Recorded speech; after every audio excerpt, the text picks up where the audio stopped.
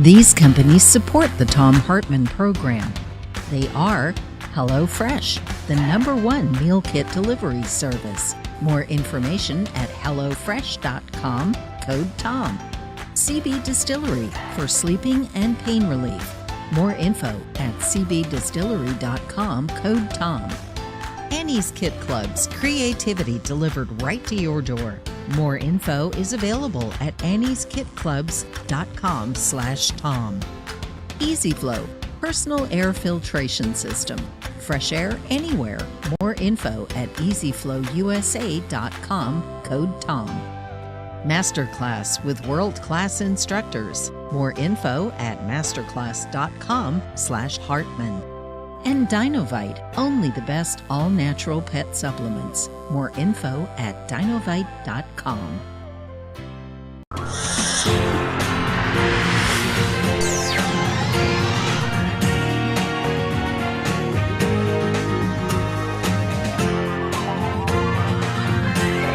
We say fight back!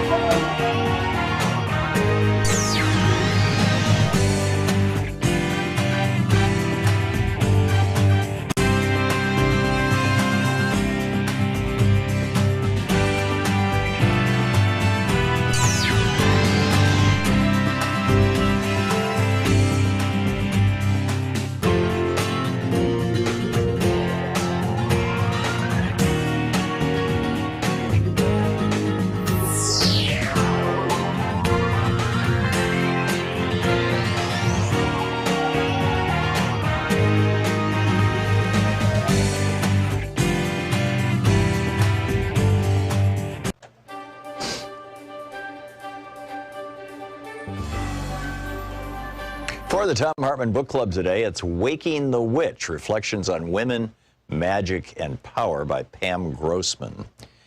This is from the introduction. Witches have always walked among us, populating societies and storyscapes across the globe for thousands of years. From Circe to Hermione, from Morgan Le Fay to Marie Laveau, the witch has long existed in the tales we tell about ladies with strange powers who can harm or heal. And although people of all genders have been considered witches, it's a word that is now usually associated with women. Throughout most of history, she has someone to fear, an uncanny other who threatens our safety or manipulates reality for her own mercurial purposes. She's a pariah, a persona non grata, a boogie woman to defeat and discard. Although she's often been deemed a destructive entity, in actuality, a witchy woman has historically been far more susceptible to attack than an inflictor of violence herself. As with other terrifying outsiders, she occupies a paradoxical role in cultural consciousness as both vicious aggressor and vulnerable prey. Over the past 150 years or so, however, the witch has done another magic trick by turning from a fright into a figure of inspiration. She is now as likely to be the heroine of your favorite TV show as she is its villain. She might show up in the form of your Wiccan co-worker or the beloved musician who gives off a sorceress vibe in videos or on stage. There's also a chance that she is you, and that witch is an identity you've taken upon yourself for any number of reasons, heartfelt or flippant, public or private. Today, more women than ever are choosing the way of the witch, whether literally or symbolically. They're floating down catwalks and sidewalks in gauzy black clothing and adorning themselves with Pinterest-worthy pentagrams and crystals. They're filling up movie theaters to watch witchy films and gathering in back rooms and backyards to do rituals, consult tarot cards, and set life-altering intentions. They're marching in the streets with Hex the Patriarchy placards and casting spells each month to try to constrain the commander-in-chief. Year after year, articles keep proclaiming it's the season of the witch, as journalists try to wrap their heads around the mushrooming witch trend. And all of this begs the question, why? Why do witches matter? Why are they seemingly everywhere right now? What exactly are they? And why the hell won't they go away? I get asked such things over and over, and you would think that after a lifetime of studying and writing about witches, as well as hosting a witch-themed podcast and being a practitioner of witchcraft myself, my answers would be succinct. In fact, I find that the more I work with the witch, the more complex she becomes. Hers is a slippery spirit. Try to pin her down and she'll only recede further into the dark, deep wood. I do know this for sure, though. Show me your witches, and I'll show you your feelings about women. The fact that the resurgence of feminism and the popularity of the witch are ascending at the same time is no coincidence. The two are reflections of each other. That said, this current witch wave is nothing new. I was a teen in the 1990s, the decade that brought us such pop culture as Buffy the Vampire Slayer, Charmed, and The Craft. Not to mention riot girls and third-wave feminists who taught me that female power could come in a variety of colors and sexualities. I learned that women could lead a revolution while wearing lipstick and combat boots, and sometimes even a cloak. But my own witchly awakening came at an even earlier age. Morganville, New Jersey, where I was raised, was a solidly suburban town, but it retained enough natural land features back then to still feel a little bit scruffy in spots.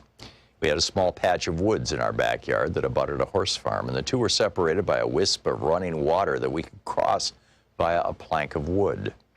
When we were little, my older sister Emily and I would sometimes venture to the other side where we could feed the horses, an act that still scares me to this day, and pick fistfuls of clover.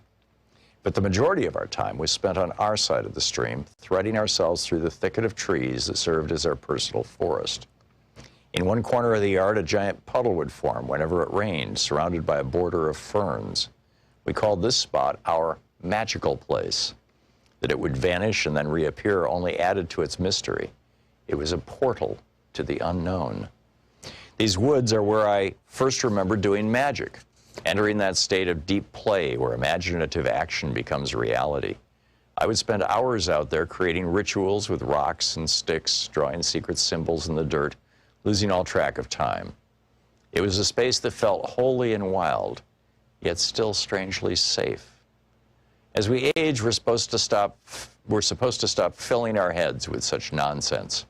Unicorns are to be traded in for Barbie dolls, though both are mythical creatures to be sure. We lose our tooth fairies, walk away from our wizards. Dragons get slain on the altar of our youth. Most kids grow out of their magic phase. I grew further into mine. My grandma Trudy was a librarian at the West Long Branch Library, which meant I got to spend many a long afternoon lurking between the 001.9 and 135 Dewey Decimal sections, reading about Bigfoot and dream interpretation and Nostradamus. This is the Thom Hartmann Program. Well, heck of a show today. We've got in our third hour, George Packer is going to drop by. He's got a new book out about how America is fractured into four parts. It's a fascinating thesis. In our second hour, Professor Richard Wolff is going to drop by. Our Republicans setting the economy up next month with a very specific legislative action to basically crash the economy to try to screw things up for President Biden. We'll see. Senator Bernie Sanders is probably going to be calling in later this hour, and I've got a rant for you about vaccine passports. But right now, Dr. Eric Feigl-Ding is back with us. He is the Delta and Delta COVID Plus, this brand new variant, is here with us. He's an epidemiologist and health economist, an adjunct senior fellow at the American Federation of Scientists, FAS.org. His Twitter handle is Dr. Eric, ERICDING. And if you don't follow him on Twitter, you should get over there and do so. Dr. Feigl-Ding, welcome back. Tell us about this Delta variant and the Delta Plus variant of the Delta variant and what this is going to mean for, largely red counties all over the country. We're seeing this now in Oregon, where we've got, the blue county here around Portland is just doing fine, it seems. But some of the outlying counties, and particularly in the rural areas that went heavily for Trump, their ICUs are starting to fill up fast.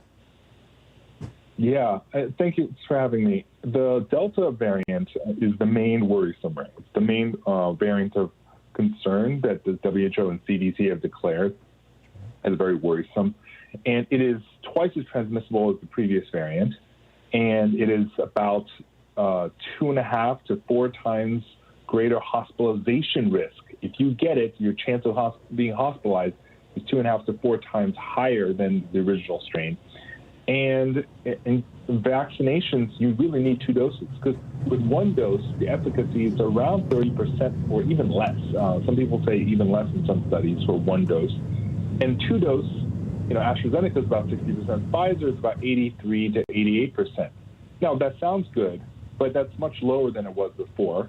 And the hospitalization efficacy is no longer 100% protection anymore. It's like 94. And you have to just realize that this virus is so fast spreading. It's not just airborne like on previous ones, but all you need is just 5 to 10 seconds. That's quote unquote 5 to 10 seconds of fleeting exposure, and you can get it. And this is what we're seeing in Australia. So lots of states and counties in the U.S. are well at a very low vaccination rate, well below the national average of 45%. And, we're seeing outbreaks even in Israel, which has 60% fully vaccinated, and Israel is still seeing a surge. And so given how low some of the other red states and counties are, it's going to be really, really bad.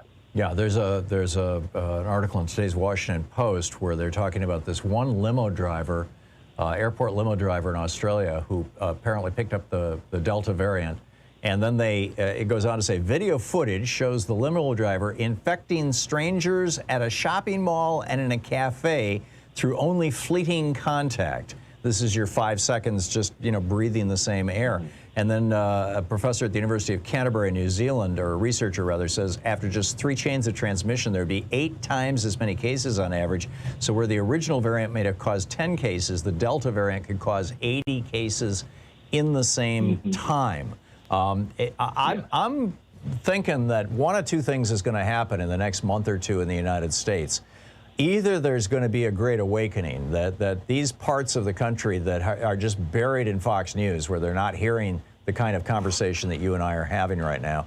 In fact, they're hearing the opposite.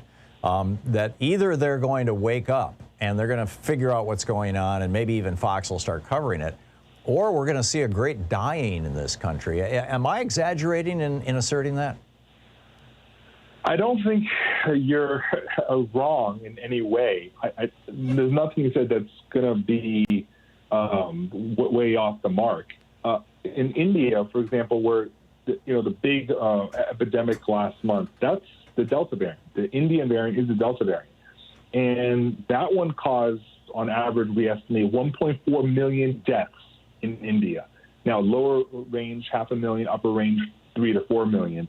But that is a huge number. And basically, if that happened in the U.S. On that kind of scale, it would be horrid. Now, obviously, vaccinations are higher in the U.S., and double vaccinated people are going to be 94% protected.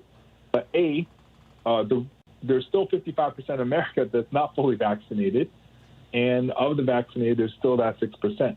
So you add that up together, it's a stark reality of we're going to see a surge. Yeah. Yes, you can, I think, enjoy a relatively safe existence if you're fully vaccinated, but many people are not.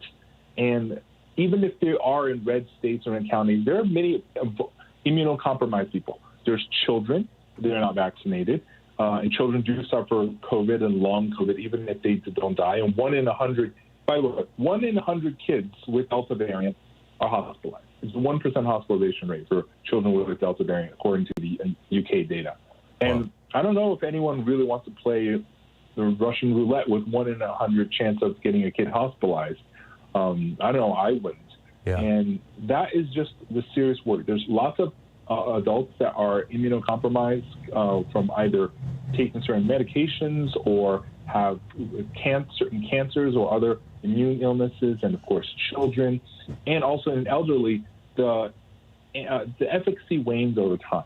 So I don't expect it to be 94% protection against hospitalization, even if you're fully vaccinated among the elderly, because in elderly it wanes much, much faster than in young adults. Yeah, there was a piece the Associated Press was running yesterday afternoon where they were quoting a fellow who's the CEO of a hospital chain in Missouri, and he was pointing out that they've got a county with a 15% vaccination rate, and he's just freaking out. I mean, he was literally tweeting Fox News saying, please cover this. and the CEO of a hospital chain. This is serious stuff. You mentioned 2 vaccines versus 1 vaccine. The Johnson & Johnson vaccine is a one-shot vaccine. Is that included in that kind of equation? If somebody's had the J&J vaccine, should they be talking to their physician about also getting the Pfizer 2-shot? You hit the nail right on the tip. The problem is that we don't know about the Johnson & Johnson. Johnson & Johnson is by definition a one-shot vaccine. It's not authorized as a 2-shot vaccine. But we know that it's problematic. 1-shot AstraZeneca, not good. 1-shot of Pfizer, not good. Again, only in the 30% range. So that's a huge, huge drop. By the way, over the old strains, 1-shot used to give you like 70%, which is decent. But 1-shot with just in the 30s, it's really low. Now, Johnson & Johnson, we just don't know the exact amount. I think, it'll likely protect you from hospitalization mostly, but previously, remember, Johnson & Johnson severe disease hospitalization protection was more like 90% after a month and a half. So it was never 100%. So we have to be really careful. A lot of people, the number one most asked question right now that I get is, what do I do if I have J&J? And I think I don't have an answer, but a lot of people have changed from AstraZeneca to Pfizer. Lots of European countries advised it. Canada now advised anyone who got the first shot AstraZeneca switch to Pfizer or Moderna. I can't give you official advice, but I'm just saying many other countries are doing that, and we just don't know yet about 1-shot J&J. Yeah, and we don't know if there if there are any side effects or consequences that would be negative to somebody who's already had the J&J shot, say a month or 3 ago, and then says, goes to their doc or back to the county health department or whatever and says, I would like to either get a second J&J shot or start the 2-shot routine for Pfizer or Moderna, whatever's available. Do we know anything about that? Well, this mixing of vaccines, there's trials going on. There's a second J&J booster trial also finishing as well. But the number one thing I've mostly heard is that the most common thing seems to be people switching from, in other countries, AstraZeneca to a Pfizer or Moderna. Right, but these are unvaccinated people. I get it. No, among the first dose AstraZeneca people, they're switching to the mRNA. Oh, so for their second shot? Presumably, yeah, for the second shot. Now, this is what I'm saying, because the analogous situation here is, should J&J get a second J&J? That's not technically approved. But technically, if you go to a pharmacy, they will give you a different vaccine if you waited more than 6 weeks. I know that's the official rule, and they can't really stop you. So and there's no known side effects to getting a second shot if it's more than 6 weeks out. Is that correct? Well, no, it's just that we don't have the data. This is why I'm saying this is not official medical advice. Right. No, I get it. I get it. You're not advising. We're speculating here. But we're speculating. But I'm speculating based on other countries' data. Right. Because Canada, the federal government has officially declared, everyone who got first shot AstraZeneca but hasn't gotten second shot, please switch to mRNA. That's what Canada is now advising. Oh, interesting. And many European countries are advised the same thing. So given that precedent, given that precedent, it seems like the precedent is switch to mRNA when in doubt. Right. We're going to hit a break here, Dr. Feigl-Ding. We're talking with Dr. Eric Feigl-Ding, adjunct senior fellow at the American Federation of Scientists, an epidemiologist and health economist, Dr. ERICDING at Twitter, and FAS.org on the web. Anything you want to add to that, before we hit this break, Dr. Feigl-Ding? We have about 30 seconds. I think people definitely need to double vaccinate. The window for the U.S., it climbed from 10% to 30% Delta variant in less than a week, 2 weeks. The window until it really surges is about 1 month, whenever it will dominate. And so, everyone, this is your last chance.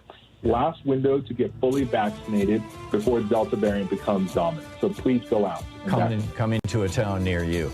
Dr. Eric Feigl-Ding, thanks so much. It's always great talking with you. I really appreciate the level of information and expertise you bring to this. Thank you. Thank you. Great speaking with you, Doc. And once again, you follow him on Twitter. He's just great at Dr. as in Dr. Eric, E-R-I-C-D-I-N-G. We'll be right back. This is the Thom Hartmann Program. I'm also ranting about this over at HartmannReport.com. I've got an article up with a whole bunch of links to different articles in science and things on this topic.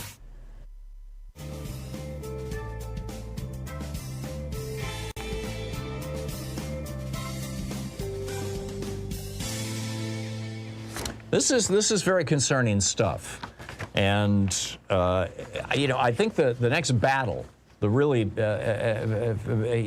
I'm not a fan of war metaphors, but this is something where I think you can probably apply war metaphors and not be considered nuts. The next battle here is going to be convincing people in red counties. And I'm saying counties very specifically because even red states very often, usually, have at least one major city in them that is blue.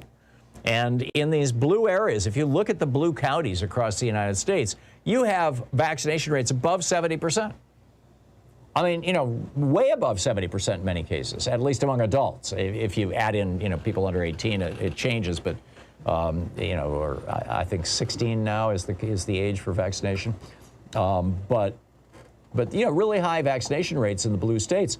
But in the red states, or in red counties, excuse me, there are red counties, and like this one in Missouri, that the AP story that there's a link to off my piece today on Hartmann Report. There's a county with a 15% rate.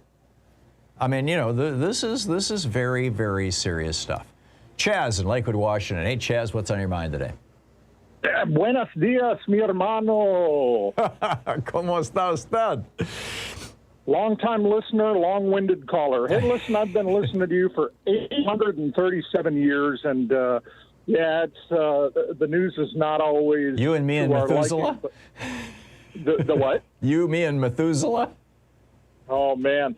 So real quick, it's a short little message here. What everybody else is calling the Delta variant, I'm starting to think of it in terms of the Dixie variant. This is sort of a kind of a Darwinism in action, Tom. Yeah. Maybe we should refer to it as the Darwin variant. Keep the D. Yeah, it seems appropriate somehow. Because it really, I mean, the basic. I realize this sounds kind of crass and cynical, but I'm going to say it anyway. People in these red counties who think that chloroquine or Jesus is going to prevent them from getting sick, or Donald Trump is going to prevent them from getting sick, if they just do what he says, they are going to win the Darwin Award. Just like Jesus prevented them from living in a mobile home. Yeah, well, that's a whole other thing, but. Yes, this is, in fact, my op-ed today is titled, let me get to the top of it, is titled, Vaccine Passports Could Save Us from Trump's Final Massacre. And this is the thing. I really think, Chaz, that this is something Donald Trump set up. He's the one who spread the idea that masks make you look unmanly and weak.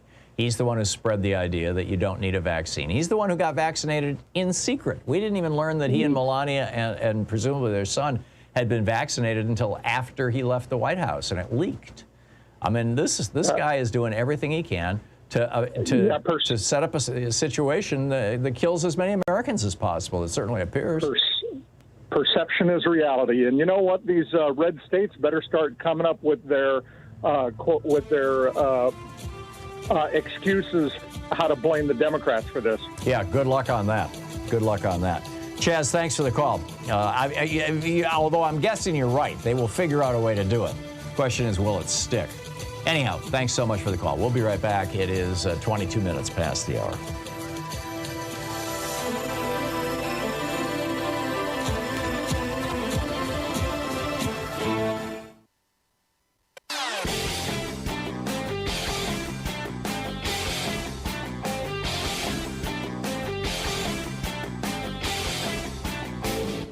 Missed my opening rant today? It's usually published over at HartmannReport.com, where you can read it and share it with your friends for free. Check it out, HartmannReport.com.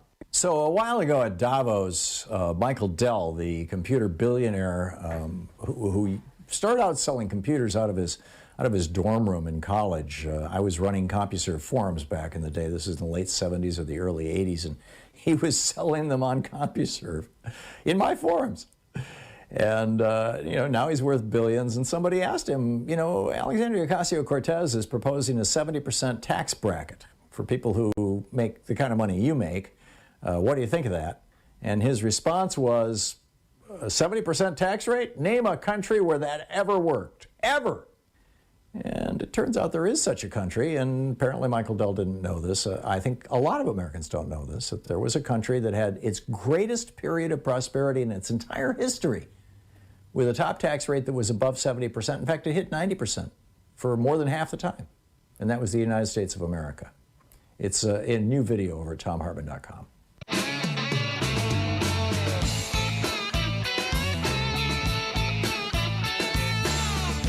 Welcome back. Let me just dig a little deeper into this or go the next step on this. The challenge that I think that we're facing here right now, and this is the op-ed I published over at Hartmann Report this morning. The headline: Vaccine passports could save us from Trump's final massacre.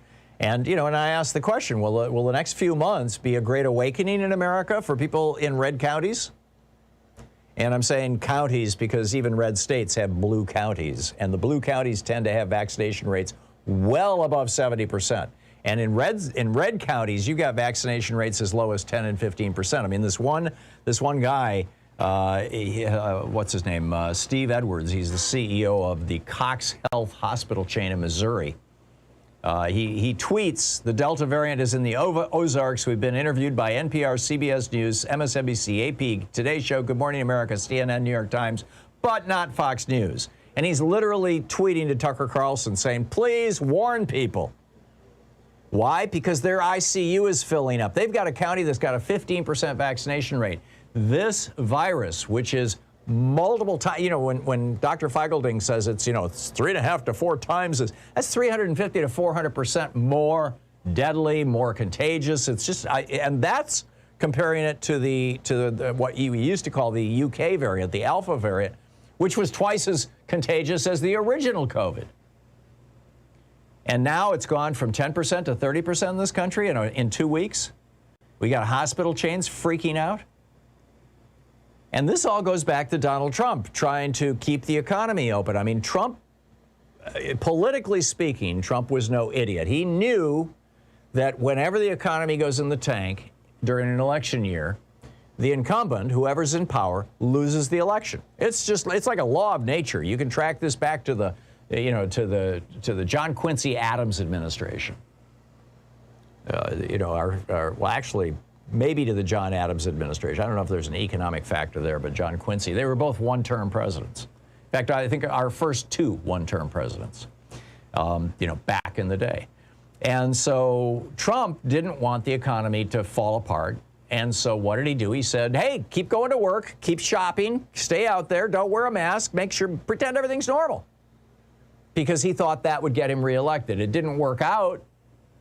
But the right wing followed him like lemmings, and they're still preaching this. They're preaching it on right-wing hate radio as I speak. I guarantee you there are right-wing hosts all across America telling people, oh, it's just a hoax, and it's some Democrat hoax, and all, and it's going to kill people. We have 600,000 dead Americans already, and now we've got a variant that's hundreds of percent more effective, more contagious, and more deadly. And you can get it literally by just walking by somebody. You don't have to have a conversation with them and inhale a lot of their air, just literally walking by. This is serious stuff. This is very serious stuff. So the question: have you had any success at convincing your vax-reluctant neighbors or friends? You're listening to the Thom Hartmann Program. Call 202-808-9925. How do we present this to Trump holes and people who are addicted to Fox News and right-wing radio who just don't know this? How do you tell them?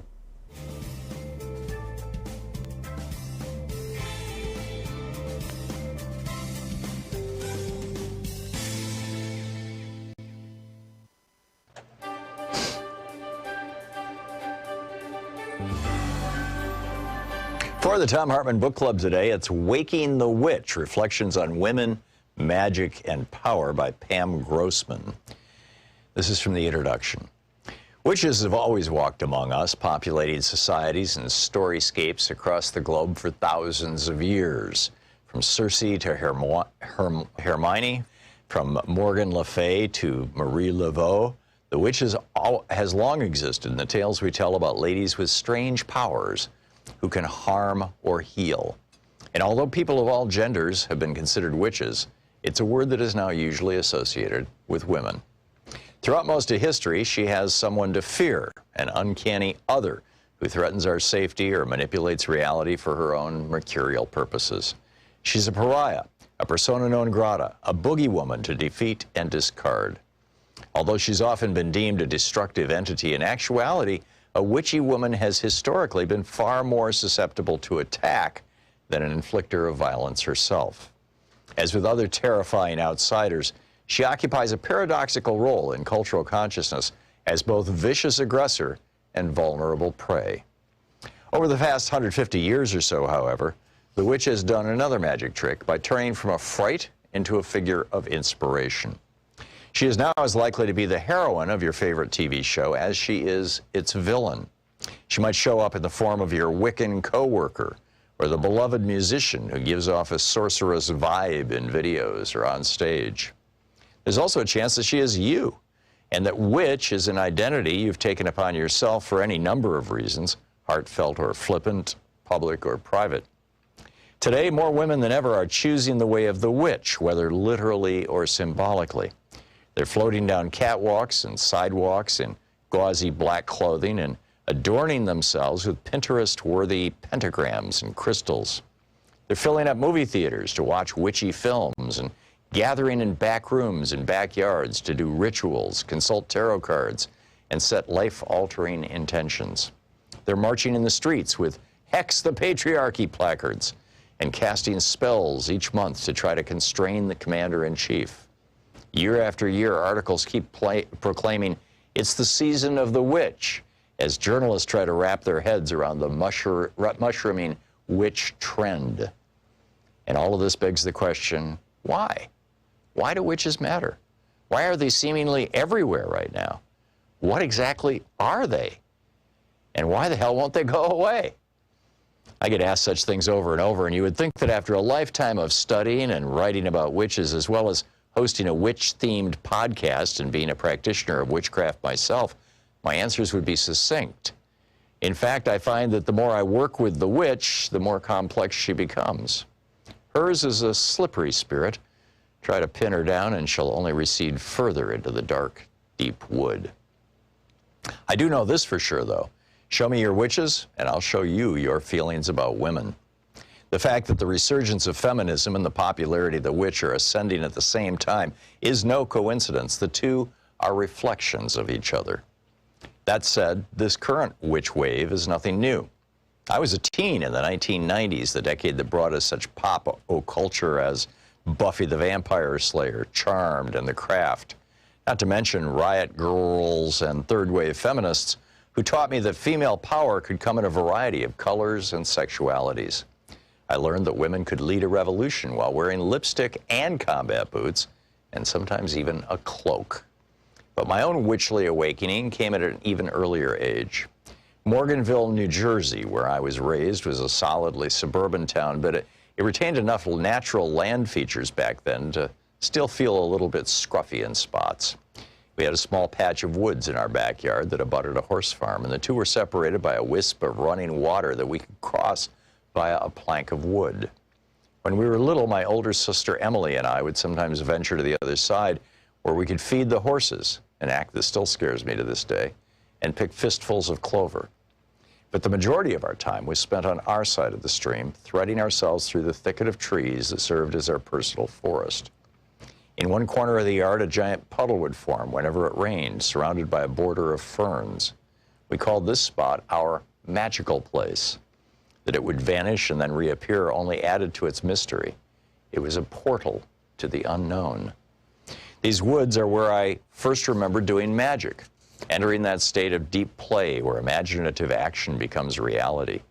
I would spend hours out there creating rituals with rocks and sticks, drawing secret symbols in the dirt, losing all track of time. It was a space that felt holy and wild, yet still strangely safe. As we age, we're supposed to stop filling our heads with such nonsense. Unicorns are to be traded in for Barbie dolls, though both are mythical creatures to be sure. We lose our tooth fairies, walk away from our wizards. Dragons get slain on the altar of our youth. Most kids grow out of their magic phase. I grew further into mine. My grandma Trudy was a librarian at the West Long Branch Library, which meant I got to spend many a long afternoon lurking between the 001.9 and 135 Dewey Decimal sections, reading about Bigfoot and dream interpretation and Nostradamus. Waking the Witch by Pam Grossman.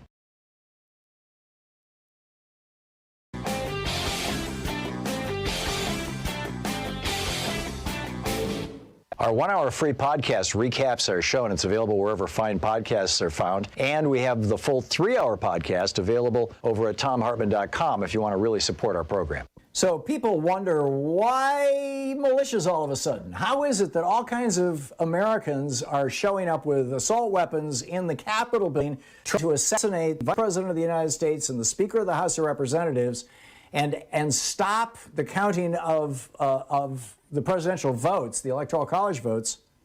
Where did this come from? You know, the last time we saw an armed uprising against the federal government in the United States was 1861. It was the Confederacy. Is this a Confederacy rising again? Well, yeah, there is a huge white supremacist element to it. In fact, I'd say it's one of the primary animating impulses. But what really got these things going, these militias going, was the Heller decision written by the opinion written by Antonin Scalia and published on June 26, 2008. And it has crazy language in it, basically begging for militias.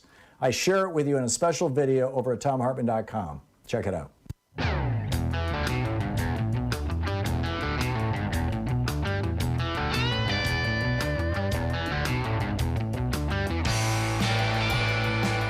Welcome back. Thom Hartmann here with you. So I just want to expand on this a little bit here. New York has now rolled out a coronavirus passport. California just announced this. The governor of California, Gavin Newsom, came out and it was so funny because he said, this is not a passport. It's an electronic certificate. Here's his exact quote. He says, I want to make this crystal clear before folks run with it. It has become so politicized, almost everything in the state, nation, that there's no mandates, no requirement, no passports in that respect. But, and then, you know, he holds it up. Here it is. And here's the bottom line. I mean, without knowing that the places that we are visiting are low risk, with a variant that's so contagious that even going to a drive-up window, I mean, just even passing a little bit of air between people is enough that you get it. Don't you think it's time to take this really, really seriously? Shouldn't we as a country be taking this really, really seriously? And shouldn't we be doing vaccine passports? I am strongly of the opinion that this is the thing that will save us from Trump's final massacre, because that's what's going on. Trump set this thing up. You've got red state America that is unprotected, and there's a monster coming. And blue state America, pretty protected.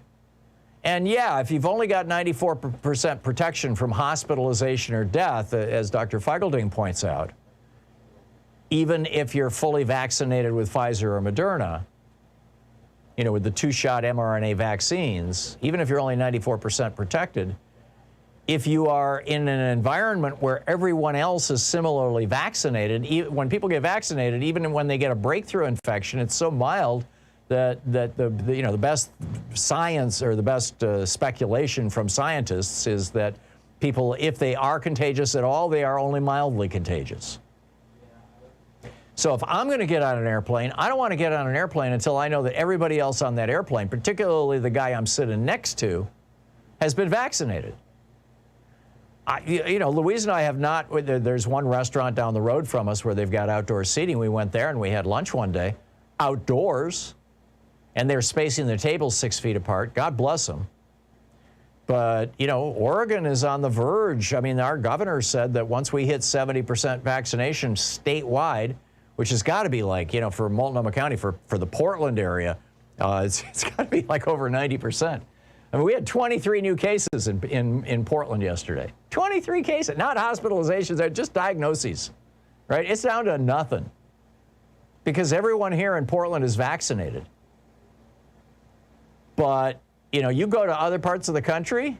Well, Louise and I did this, 2 weekends ago. I told you about it on the air. We visited a sweet little tourist town here in Portland. It's about an hour and a half drive from Portland. And surprise, surprise, maybe 10% of the people we saw were wearing masks. Maybe. And the restaurants were packed. No 6-foot spacing, no masks. They're all defying the governor. They're all defying the rules. Because our governor said that once we hit 70%, then, hey, restaurants can fill up. Well, that's going to happen in a week or so. They were expecting it to happen June 21st. Today is, the 24th, and it hasn't happened yet. It'll probably happen in the next week or so. But I think they're going to have to reconsider this. And whether they reconsider it or not, I can tell you, just speaking for myself, I am not willing to go into a restaurant unless they're checking vaccine cards at the door. And frankly, I don't know of any restaurants that are advertising that they're doing that in Portland. And I think that would become a powerful competitive edge for a restaurant, particularly in a city where you have, 80% or higher vaccination rates, as is the case, like in New York City or here. And probably in most big cities, very, very high vaccination rates. Because I don't want some idiot sitting next to me who thinks chloroquine or Jesus is going to save him, coughing all over his food and thus all over me. I'm not interested in having a breakthrough infection. I'm fully vaccinated with Pfizer, but it's still 94%. That's not 100%. If I knew the odds that my driving into town to visit my grandkids were only 94% that I'd survive the trip, there was a 6% chance I'd die on the way. It's like, what, a 1 in 13, 1 in 15 chance? I can't do math in my head that fast, but something like that. Would you go? We need vaccine passports in this country. We need them now. I want them here in Oregon. Kate Brown, if you're listening, our governor, or anybody in her office. I know there's quite a few Oregon politicians who monitor this show. Let's get some damn vaccine passports. You want to put the economy of this state back into play. The reason I realize we're having an economic boom right now, but it's largely being driven by just a couple of things like housing. And people figure, okay, I can get one guy coming into my house, or maybe a crew of 2 or 3 guys who are all vaccinated and still wearing masks, and they can remodel a bathroom or something, and the risk is fairly low. And that's all true. But are you going to go into a restaurant where there's 40 people when there's no requirement that everybody be vaccinated, and somebody in the corner with a Delta variant or the Delta Plus? There's now a variant to the Delta variant. It's called the Delta Plus variant. And this is from the BBC. Quote, India's health ministry says studies show that the so-called Delta Plus variant, also known as AY1, spreads more easily, binds more easily to lung cells, and is potentially resistant to monoclonal antibody therapy, a potent intravenous infusion of antibodies to neutralize the virus. Remember when Anthony Fauci went on TV a couple of months ago and said, hey, if you've got COVID, go to your doctor and get these monoclonal antibodies. It's an infusion. You have to sit there for a half hour while it drips into your bloodstream. And, this is if you're not vaccinated, or even if you are vaccinated and you're feeling sick. Well, the variant of the Delta variant, the Delta Plus variant, according to the health ministry for the country of India, monoclonal antibodies don't touch it. I want vaccine passports, and I want them now. I want to know that if I'm going to go into a store, Louise was over at Home Depot yesterday, and she said that she saw 5 people not wearing masks, just walking around not wearing masks inside the store. The store has a great big sign out front that says masks required. But these are mask holes, right? They're people who are, like, hey, I dare you, make me. And the store is like, yeah, we're not going to fight that fight. It's not our job. We're not the mask police. Anyhow, I think this is what we have to do. This is the great challenge. Carol in Menneson, Pennsylvania. Hey, Carol, what's on your mind today? Hi, Tom. Yeah, this is so disturbing. Apparently, Trump has had such an infection on people as far as this COVID vaccine goes. I have my grown children of a first marriage. Their father was a writer, hard right wing publication. And, of course, they're still close to him. And he's having an influence on them. Now, my oldest child, the one I'm speaking of, his wife has scleroderma, which means that if she catches COVID, it will surely kill her. Their daughter, their grandson, none of that family is willing to get vaccinated. Oh, now, my son is a college graduate.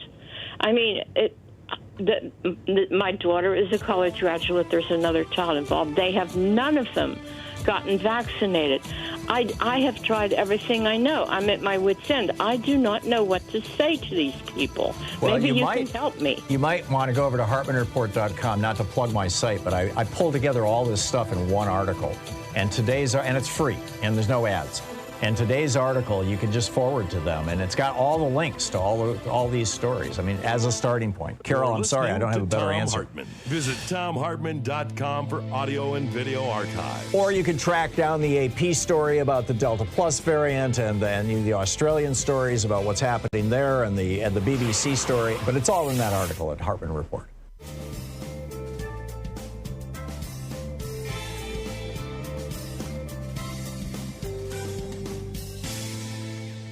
And welcome back. Pete in San Bernardino listening on KPFK. Hey, Pete, what's up?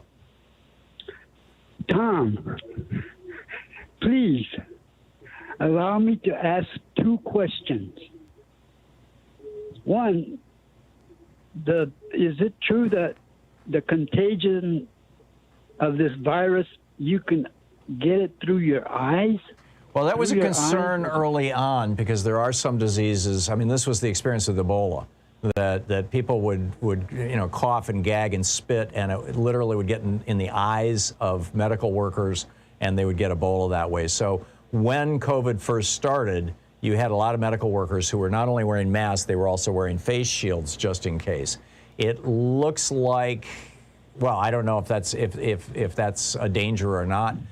This virus binds to the ACE receptors, the angiotensin, which is a hormone that regulates blood pressure, and it's on the surface of in particular, blood vessels, and the lungs are filled with blood vessels. There's like half an acre of blood vessels. There's some mind-boggling amount of surface area of blood vessels in the lungs, and that's why the vast majority, and probably 99 point something, but I don't, I've never seen exact numbers, but everybody says the vast majority of this transmission is airborne, and it's through inhalation. It gets stuck in the nose, which is highly vascularized, lots of blood vessels, and in the lungs. So, so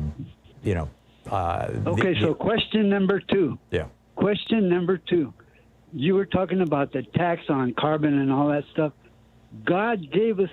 Why aren't we looking into geothermal heating to make electricity? Well, we are in the places where it's practical, and it's practical everywhere, Tom. There's hot spots all over, everywhere. Yeah, it depends on the state you're in, Pete, but yeah, and in some of the places where it's available, they should be using a lot more of it. I've been to Iceland, where Reykjavik, the whole city is running on geothermal. Exactly. It's amazing, and they should be doing more of that in the United States. I agree with you, but we're not seeing that. Why aren't we pushing that? We should be pushing that instead of trying to burn wood, burn coal, burn. No, I get it. I totally get it. Lisa, thanks a lot for the call. By the way, in 1 minute, when we right after this break, and when we rejoin SiriusXM, Senator Sanders will be with us. Mike in Columbus, Ohio. Hey, Mike, got a quick one?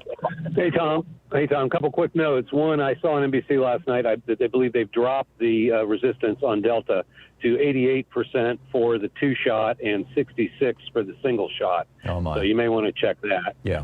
So it's worse than we thought, number one. Number two, children under 12 can't be vaccinated, and they're spreading it, and there's no doubt about it. This is going to be a war on children. That's going to be the final Trump thing, is to kill a lot of Well, and kids. that was one of the points that Dr. Feigl-Ding made, was that kids are getting it. And yes, I agree with you.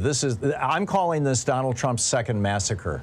He set this situation up where people in red states think that wearing masks means you're weak and getting vaccinated means that you're a guinea pig. Neither of those things are true. But the true, and it's not just Trump. Now that Trump said it, it's been picked up by right-wing hate radio all across the country. You got Fox News, Tucker Carlson. Literally, the president of the Cox Hospital chain in Missouri, where in a county that has a 15% vaccination rate, is on Twitter begging Tucker Carlson to talk about the Delta variant. Begging him. It's insane. Mike, thank you for the call. Senator Bernie Sanders will be with us in 1 minute. I got to read a commercial ad here on the commercial side. You'll hear a promo on this side, and we will be right back with Senator Sanders. Stick around.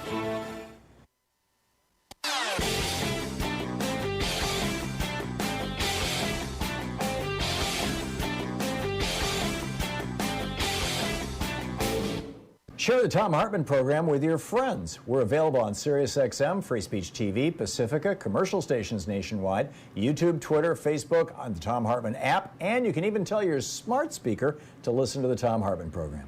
So, we have our regular newsletter that you can find over at thomhartmann.com that has Sue's Daily Stack in it, which lists a link to every article, every story that I talked about on, whatever it may be on the program that day.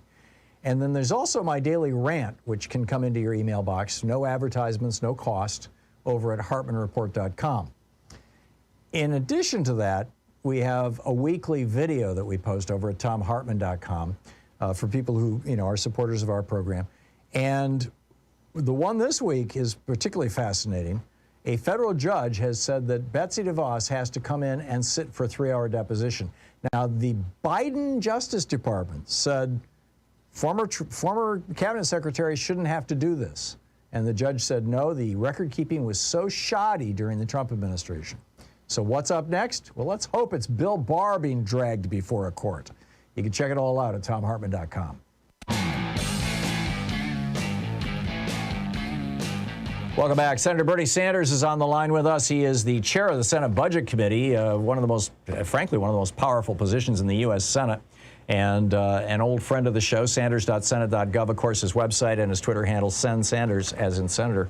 Senator, welcome back. What's going on with this infrastructure bill? I know you're in the thick of it, or is there something else at the top of your mind that you wanted to bring up? No, it's infrastructure, but it's a lot more than infrastructure, I'll tell you that.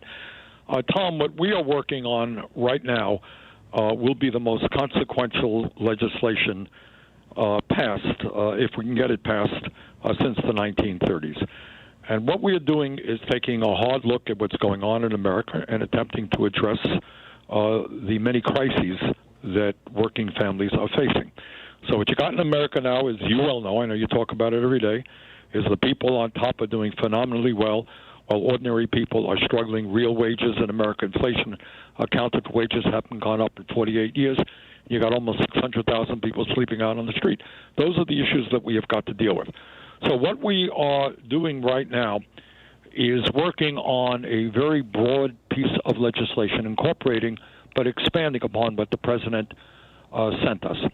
And that means, yes, we are going to build roads and bridges and put people back to work at good-paying jobs. We're going to do that, but we're going to do more than that.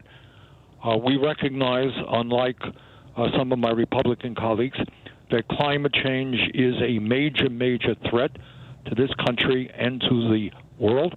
The United States has got to lead in the transition away from fossil fuel to energy efficiency and sustainable energy. We're going to put a whole lot of money into that, and that means creating millions more good-paying jobs, including a civilian conservation corps, a civilian climate corps, which will put a lot of young people to work at good-paying jobs.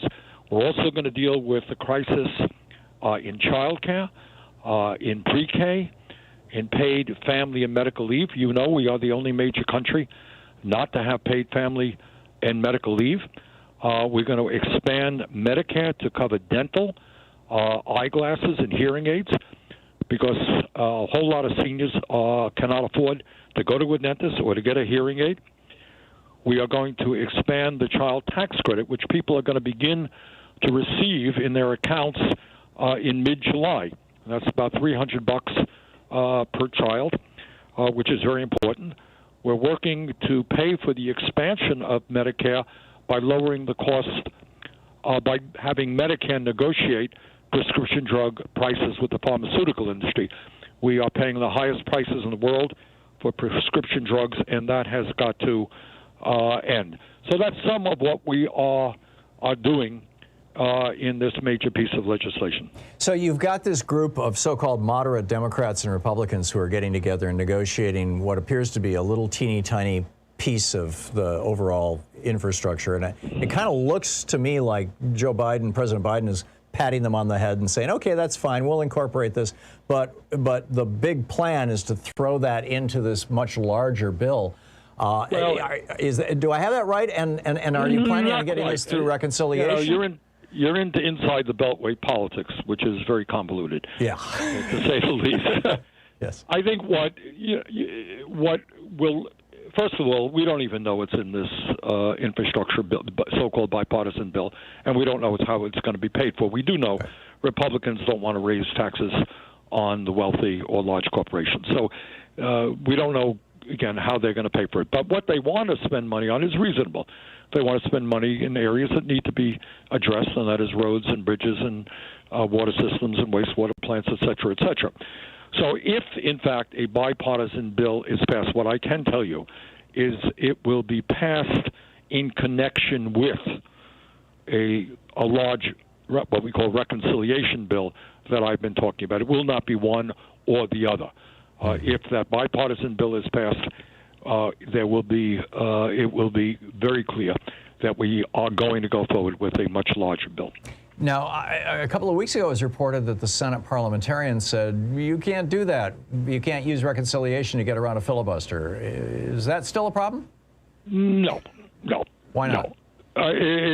Again, this is inside rules here, and I'm sure everybody is terribly interested in the Byrd rules. But what all of this is about is reconciliation is primarily dealing with budgetary matters, not policy. So what you can't do, which is a problem, what you cannot do in reconciliation is come up with broad policy changes. But you can, of course, spend money and impact the budget. So you can you can raise money, you can spend money. Right. And what we are intending to do is pay for a lot of what we are talking about by demanding that the wealthy and large corporations finally start paying their fair share. So, Senator Sanders, in the last minute we have here before we're going to get rudely interrupted by one of those breaks, what should our listeners be doing right now? Should be making sure that every member of the House and every member of the Senate is going to vote for a massive and significant piece of legislation to transform the lives of tens of millions of Americans. And what's the best way to communicate with them? Get on the phone, call up your senator, call up your House member, email them as well. I'm hearing from my callers, literally in dozens of states, that when they try to call the Republican senators or the Republican members of the House, it always goes to voicemail. No human being answers the phone. What do they do? That's a good question. I mean, I think, presumably people will listen. I mean, that's really a bad practice. It really is. But I would hope that at least they listen to their voicemails. And, if they get thousands of calls, somebody will be paying attention. So persist, in other words. Yes. I got it. Senator Sanders, thank you so much for the great work you're doing, and thanks for dropping by the show today. It's always wonderful talking with you. Thank you. Good. Thank you, Tom. Bye-bye. Have a good one. Senator Bernie Sanders. We will be back with more of the news of the day and your calls after this. Actually, we're going to check in with Professor Richard Wolff first and see if the Republicans are going to try and crash the economy.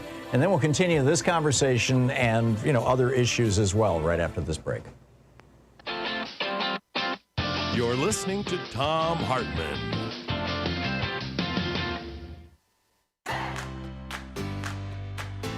These companies support the Thom Hartmann Program.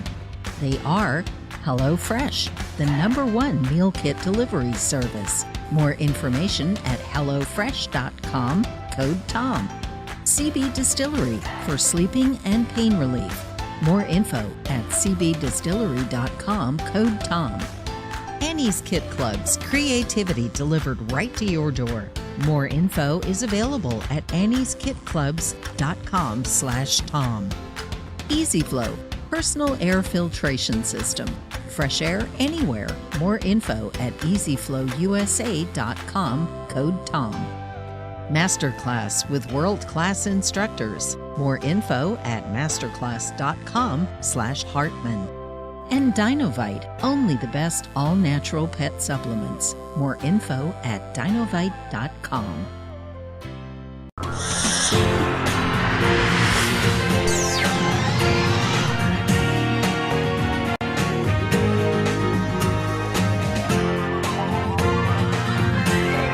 We say fight back!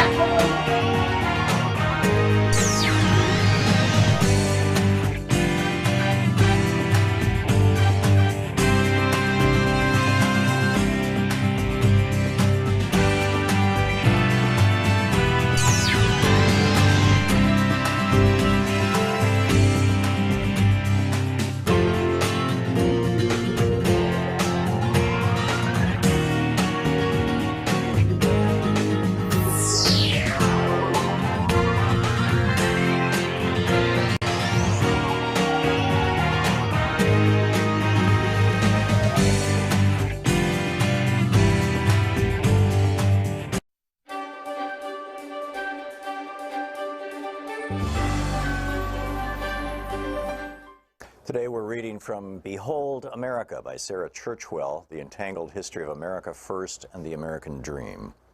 This is from the prologue. On Monday, 30 May 1927, a cool day with showers forecast, New Yorkers were gathering for the annual Memorial Day parades around the city. It was only 9 years since the end of the European War, into which America had been so reluctantly drawn and Europe had suddenly become closer than ever before. Precisely 10 days earlier, Charles Lindbergh had completed the first solo flight across the Atlantic in the spirit of St. Louis, and no one had yet stopped celebrating. Front pages around the country reported that Lucky Lindy had been mobbed in London, greeted by rapturous crowds of 150,000. Few Americans were talking about much else than the newest national hero, but in New York that day, different kinds of mobs were about to gather. Around 8 a.m., a group of Italian immigrants living in the Bronx set out for the elevated train on their way to Manhattan to join the parade. But they were not going to honor the American soldiers who had died in the service of their country. They were supporters of Mussolini, planning to join 400 American fascists who were marching in Manhattan's Memorial Day parade as part of the official fascist movement in the United States. They had been invited by the parade's organizers, to the outrage of many anti-fascists, including Italian nationalists and anarchists who threatened violence if the invitation wasn't rescinded. It wasn't. Like all his fellow fascists intending to march that day, Joseph Carisi was wearing the black shirt uniform, sporting leather boots, jodhpurs, a black cap, and carrying a steel-tipped riding crop. When he stopped to buy a newspaper, Carisi was jumped by two men, stabbed in the neck, and left to die on the sidewalk. Another fascist, Nicholas Amoroso, who was running either to catch up with his group or away from the killers, reports vary, was shot 4 times, once right through the heart. One of the 2 murdered men had served in the American Army during the Great War. The other with the Italian Army, papers reported. The parade they had meant to join took place without them, a fascist delegation of several hundred that was guarded by police to, quote, avert disorder. After the parade, the American blackshirts returned to their headquarters in the heart of Times Square. There, another of the fascists standing outside was set upon by 3 men. He defended himself with his riding crop as his fellow blackshirts charged out, brandishing clubs and whips, chasing the assailant through the theater traffic in Times Square, who fled as the black-shirted mob tore through the traffic. 100 fascists, reported the New York Times, rushed the attackers. A melee ensued that was quickly dispersed by the police. There was also violence in Brooklyn, where a parade of fascisti marched from the Angelo Rizza Fascista League at 274 Troutman Street in Bushwick. The LA Times reported several hundred men were parading, including 40 or 50 in the black shirt uniform. Fights broke out between supporters and protesters mingling on the sidewalks, and an anti-fascist was found lying on the ground, stabbed in the back. He survived and identified a fascist as his assailant. Accompanied by 30 police reserves to forestall violence, the marchers made their way through Brooklyn, stopping at the Wilson Avenue station, where the fascisti came to attention and gave the fascist salute. They ended at a Roman Catholic church, where the priest blessed them under large American and Italian flags, while the police remained on guard. The biggest outbreak of violence at Memorial Day, however, occurred in Queens, where it centered around a different right-wing group, not Italian Americans, but the self-proclaimed 100% American kind. By 1927, the Ku Klux Klan had spread across the United States since its rebirth in Georgia 12 years earlier. The first Klan was formed in the immediate aftermath of the Civil War, as former Confederate soldiers in Tennessee created a secret society to promote white supremacism, and terrorize the newly freed slaves in the South during the Reconstruction era. The name is generally believed to have originated from the Greek word for circle, kuklos, while Klan pays homage to the mystified Celtic heritage supposedly shared by white Southerners. Within a decade or two, the first Klan had been successfully suppressed by law enforcement and died out by the turn of the century. But in 1915, it was resuscitated in Georgia, and by the early 1920s, the second Klan had achieved a powerful political presence in the United States, not only in the South, but across the country. I would add this is because of 1915, the movie Birth of a Nation came out. The Klan had an active presence in New York City and Long Island by 1927, with favorite slogans, which they even attempted to copyright at various points. That year, the Klan was quote, calling attention to the fact that it first announced the program of 100% Americanism and of America First. They were not, in fact, the first to adopt these mottos, as this book will show. In 1927, both phrases had been around for a decade or more. But as far as the Klan busily copywriting hate was concerned, America First belonged to them. And on Memorial Day in Queens, 1,000 or so of them had gathered to march, many in white robes and hoods. They were accompanied by 400 women from the so-called Clavana, the feminine branch of the Klan. Some of the reported 20,000 spectators in Queens that day objected to the Klan's presence, as others defended their right to march. Scuffles broke out, and it turned into a riot. Women fought women, and spectators fought the policemen and the Klansmen as their desire dictated, said a newspaper. Klan banners were shredded, and 5 of their number were arrested, said initial reports, while a few others were caught up in the confusion as well. The book, Behold America, Sarah Churchwell.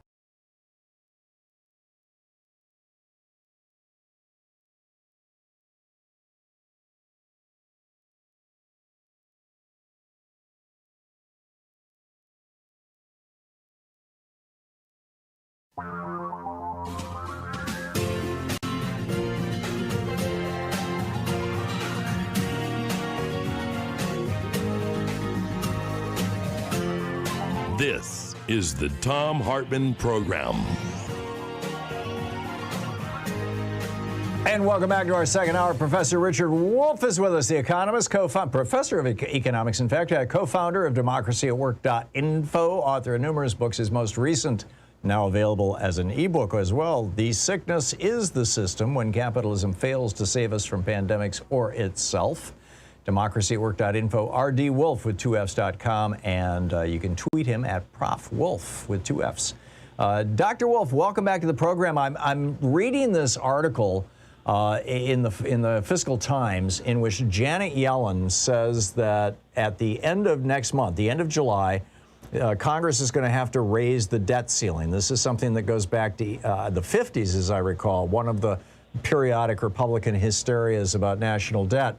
And if they fail to raise that debt ceiling, it will be, to use her word, this is the Treasury Secretary, catastrophic.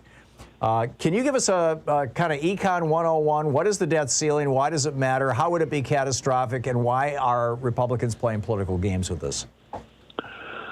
Yes, it's a kind of recurring story, excuse me, in American history, particularly the last couple of decades. Okay, first of all, the debt ceiling. That is a limit put on by the Congress of the United States, limiting the total amount of money that the federal government can borrow. And remember that the federal government borrows when its objective of spending money involves more money than it raises in taxes. Just like if you and I want to spend more than we earn in our income, we'd have to borrow it. Well, the same with the government. It has to borrow.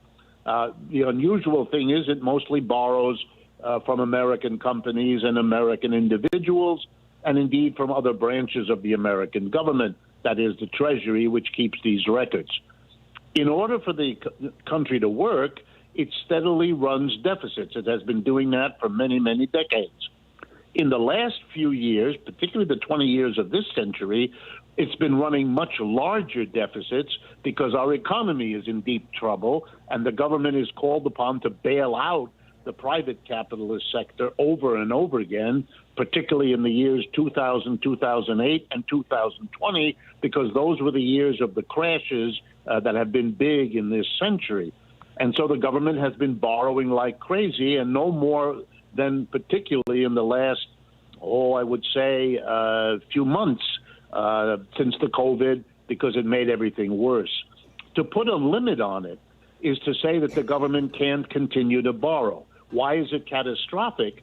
Because the only way the government can pay back all the people it borrowed from in the past is if it continues to borrow. The alternative would be to tax the American people to pay back all those that we owe, and that would involve a tax increase that would bring the American economy to a screeching halt. So that's why it's catastrophic to imagine that that limit that has to be regularly extended, and last time was extended 2 years ago, or suspended one way or the other, if you make that limit apply, if you literally limit the government's ability to borrow money, then it would have to use taxes to repay the debt and to, indeed to do anything else it does. And we don't have an economy that could survive that. That's, by the way, an index of to what extent the private capitalist system of the United States is now literally on life support from the government. Any notion that we have a private system that is somehow independent of or superior to or free from the government is laughable. And this is another illustration of how desperate this society has become on the government's largesse, and in this case, the government's ability to borrow. Why do the Republicans threaten? Because, of course, if a collapse happened, and it happened under a Democratic president, it might provide an opportunity for the Republicans to suggest somehow that it's the Democrats' fault and or to suggest that they could do better. That's also laughable, since they would have exactly the same problem and would have had exactly the same demand on the Congress to lift the limit. But, you know, they might sneak into power that way by playing that kind of game, and that's probably why they're tempted to do so. So, and if the debt ceiling does not get raised, what's the catastrophe that Janet Yellen is warning about? Well, the first thing that would happen is an enormous number of people who have in their possession, and I'm talking here about foreign governments, I'm talking about banks, insurance companies, wealthy people, the kind of folks who lend to the federal government, they would begin to worry that the government cannot pay them back. Well, suppose you're sitting on a bond you lent to the government 20 years ago. It's due to be paid off, I don't know, in September of this year. You read in the newspaper that they can't borrow any more money, and how are they going to pay you back? How are they going to give you back the $10 billion that they owe you? Normally, they would simply go in and borrow it again, pay off whoever wants to be paid off, and replace them with the new borrowing. If you block the new borrowing, all those people sitting on those bonds right now that are coming due over the next month or the next year, it doesn't matter, would suddenly be worried about their assets, and they would sell those bonds, and they might sell them for a very low price, and that would jack up interest rates. And there goes the American economy, because it's dependent on interest rates virtually near zero, and all of that would be out the window. Now, my recollection is the half a dozen times or so since the 90s when Newt Gingrich pioneered this as a club to beat Democrats up with, this idea of not raising the debt ceiling or shutting down the government as a consequence of that. that the government has had to say, well, if we can't raise the debt ceiling, we not only can't pay back our bondholders, our treasury holders, but we also can't pay our Social Security checks, or we can't pay our government employees, or we're going to have to shut down the national parks. I'm assuming that sort of thing would also be in the works if the Republicans try to block any effort to raise the debt ceiling?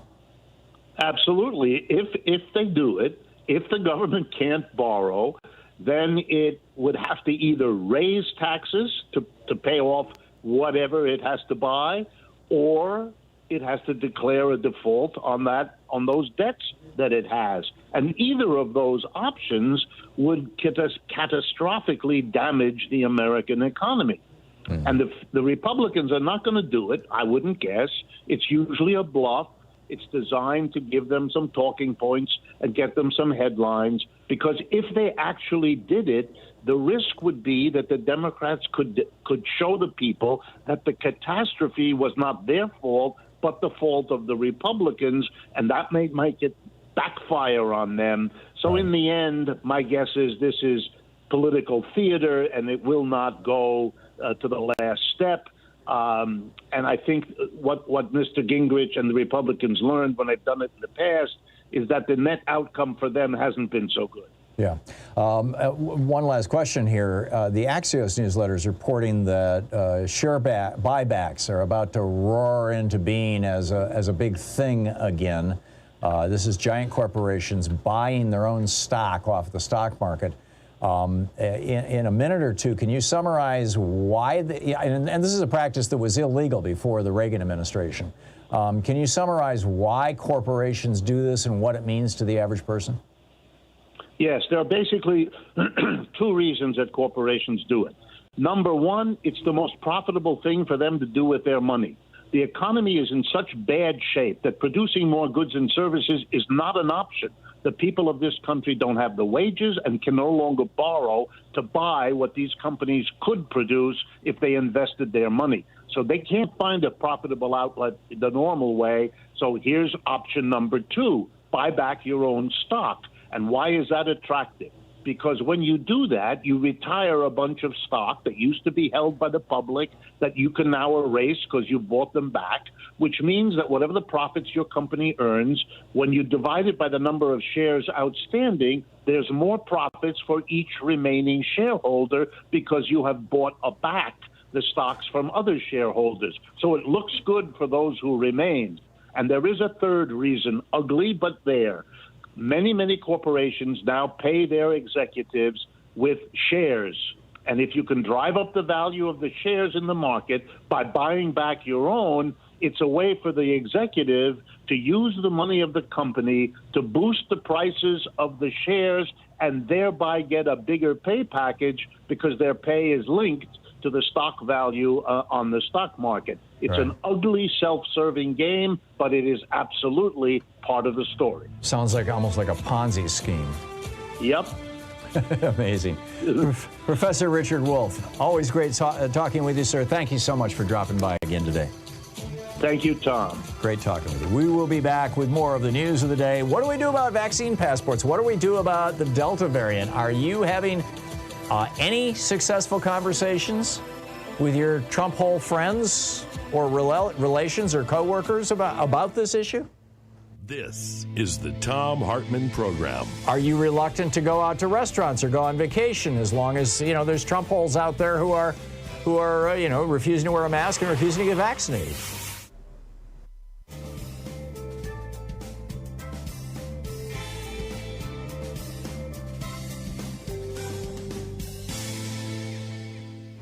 And welcome back. Hillary in Bernie, Texas. Hey, Hillary, what's on your mind today? Thanks for watching us on Free Speech. Hey. Okay, so I have some data for you just about the vaccines in children and when they're going to be authorized. So the Pfizer is authorized for age 12 and above, and by mid-September, they're expected to file for their amendment to the emergency use authorization for 5 to 11-year-olds. And then come the end of November, starting at 6 months of age. Oh, that's great. So Moderna is now testing in children, and they have 100% efficacy with 2 shots tested in 2,500 children. That's 12 to 17-year-olds. Pfizer was also reporting 100% efficacy in children after 2 doses.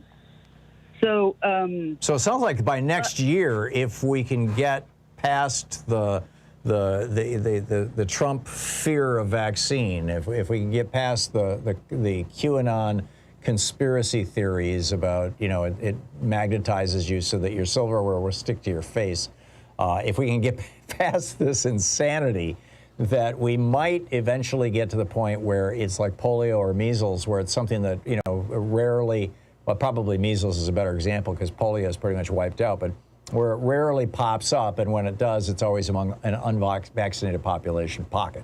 Well, that's the goal, but I think you've got another group of people that aren't just the Trumpian anti-vaxxers. There's a huge contingent of lazy people who don't, or people who work during the day, who will only get the vaccine if somebody is standing at the front door at Walmart with a syringe. Yeah. I think there's a... they're going to win the Darwin Award, Hillary. Pardon? They're going to win the Darwin Award. The Darwin Award that we give, that they used to give this award out to people who died doing something insanely stupid. Oh yeah. And well, you got weeded out of the gene pool. I mean, it's sad and it's cynical to say it. I get it. And plus, it's only a 1-3% death rate. But the problem is, 1/3 of men who have had symptomatic COVID, this is a message that needs to be repeated thousands of times. 1/3 of men who have had symptomatic COVID after that have trouble getting an erection. About half of people who have had symptomatic COVID have some long COVID symptoms, and about 1/3 of them have serious long-term COVID symptoms beyond just erectile dysfunction. None of these things are getting anything close to the publicity I think they should be getting, and I think that would help people. You're in Boerne, Texas. Is that rural Texas, Hillary? Yes, it's north of San Antonio. It's between San Antonio and Austin, but it's rural. So what's it like there? Well, okay, so like I had plumbers come last week who definitely were not Republican. They were just lazy. And I'm like, do you want to get it? And they're like, yeah, we just haven't gotten around to it. And the thing with parents are also, I don't know if you've ever looked at that vaccine schedule that the CDC produces for what they suggest that parents get their children. Of course, it's left up to states to enforce it, which drives me nuts. But parents are afraid of getting their kids another vaccine. But yeah, it's the whole autism vaccine scare thing. I have some stuff on, I know you're going to commercial. I have some stuff on the Delta variant that how quickly it's done. By mid-August, it's expected to be the dominant strain. In 4 to 6 weeks, there'll be 50% of all infections. Wow. So, yeah, I've seen numbers similar to that. Hey, Hillary, I got to run, but thank you very much. Thank you.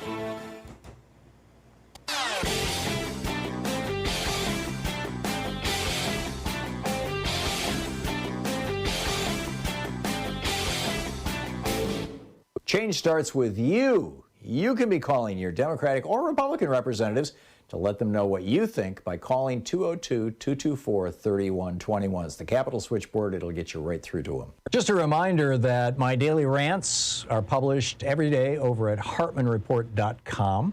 And our podcast, our 1-hour podcast of the show, which is entirely free, is available through, iTunes and all the normal places where you find podcasts. Cut down of our show. And that we post a weekly video over at thomhartmann.com.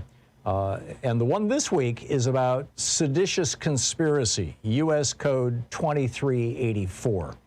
And the argument I'm making is that this law, which imposes 20 years in prison to, by force, prevent, hinder, or delay the execution of any law of the United States, end quote, is something that we should be seriously considering dusting off and applying to not just the people who showed up on January 6th, but the people who sent them there. Check it out, thomhartmann.com.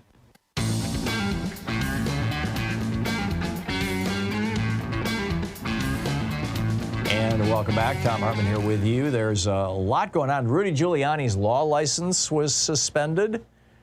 This is interesting. He's the bar of New York suspended his law license for lying to courts and the American people about the election. Now, lying to courts is a crime. You know, a lawyer can go to jail for that. So, I don't know if anybody specifically is trying to prosecute him or not, but, one can hope. Yesterday, General Milley just humiliated Matt Gaetz. Matt Gaetz asked him about, the woke military, and are you guys, getting into this whole critical race theory thing? And Milley, his response was just absolutely brilliant. He was, I'm a white guy and I want to know about white rage. This is the military. The military academy is a university. We want to know the history of this country. We don't want to cover it up. You've got a diverse military. It's important to understand people's life experiences, where they came from, how they got here, and things like that. So, it's actually very, very important stuff. Meanwhile, as I said earlier, we've got this very sad state of affairs with this Delta variant starting to rip through the United States. It's gone from 10% to 30%. And, I've shared my experiences with you, what I'm seeing. And the fact that I'm just at this point in time, a week ago, I was actually, maybe 2 weeks ago, I was thinking, okay, Louise, let's, we've, like I said, we went to, there's a restaurant down the road from us that has a great outdoor area, and the tables are 6 feet apart, and it's on the Columbia River. There's, big breeze blowing. It's actually over on the Vancouver side. It's a Mexican restaurant. And, no chance of getting anything from anybody. And so we went there and had, in fact, twice now, we've gone there and had a nice lunch. But there's some great restaurants in this town. Portland, Oregon is literally one of the best restaurant towns in America. We've got a food scene here that's mind-boggling. And so, and there's a vegan Indian restaurant in town, and there's a bunch of gluten-free restaurants, things where I can eat stuff. And it's like, hey, I'd love to, but you just don't, when there's the door is closed, the windows are closed, and there's walls around you. And so you're breathing other people's air, whether you want to or not. And this Delta variant is now traveling around the country, and there was a big outbreak in one of our jails here that was in the Oregonian yesterday. So they haven't done the DNA testing out to find out if it's a Delta variant, but the way it just like, bang, ripped through this jail. And everybody in the jail has been offered the vaccine. Now, inmates can turn it down, and a lot of them do, but, I'm a tough guy. I don't need no vaccine, or whatever. Maybe they're Trump holes. I don't know. But the virus just ripped through the jail, and it's not a good thing. So are you taking precautions again? Do you think that we're going to have to shut down again as a country? And might it be driven this time? This is really interesting speculation. You've got, for example, in Missouri right now, 2 hospital chains that are tweeting, and I included the embedded links to the tweets and the articles about them in the article that I wrote that's over at HartmannReport.com today. And literally 2 different hospital chains in Missouri where you've got some counties with a 15% vaccination rate, and the entire state is at below 40%. You got 2 hospital chains whose CEOs are begging Fox News to cover this story and are saying our ICUs are starting to fill up fast. And one of them pointed out that 60% of the people who are in the ICU right now are under 40 years old. That's the Delta variant. The Delta variant, you think you're 20, hey, I'm only 23 years old. I'm immune. I'm healthy. I got nothing to worry about. I run 2 miles a day. No, this variant will take you down if you are young. So how do you think this is going to play out? Do you think it's possible that the red states will suddenly wake up? Or is this going to be Trump's second massacre? You're listening to the Thom Hartmann Program. Call 202-808-9925. And if it is Trump's second massacre, how does that affect American politics? Are the Republicans going to figure out a way to blame it on Joe Biden?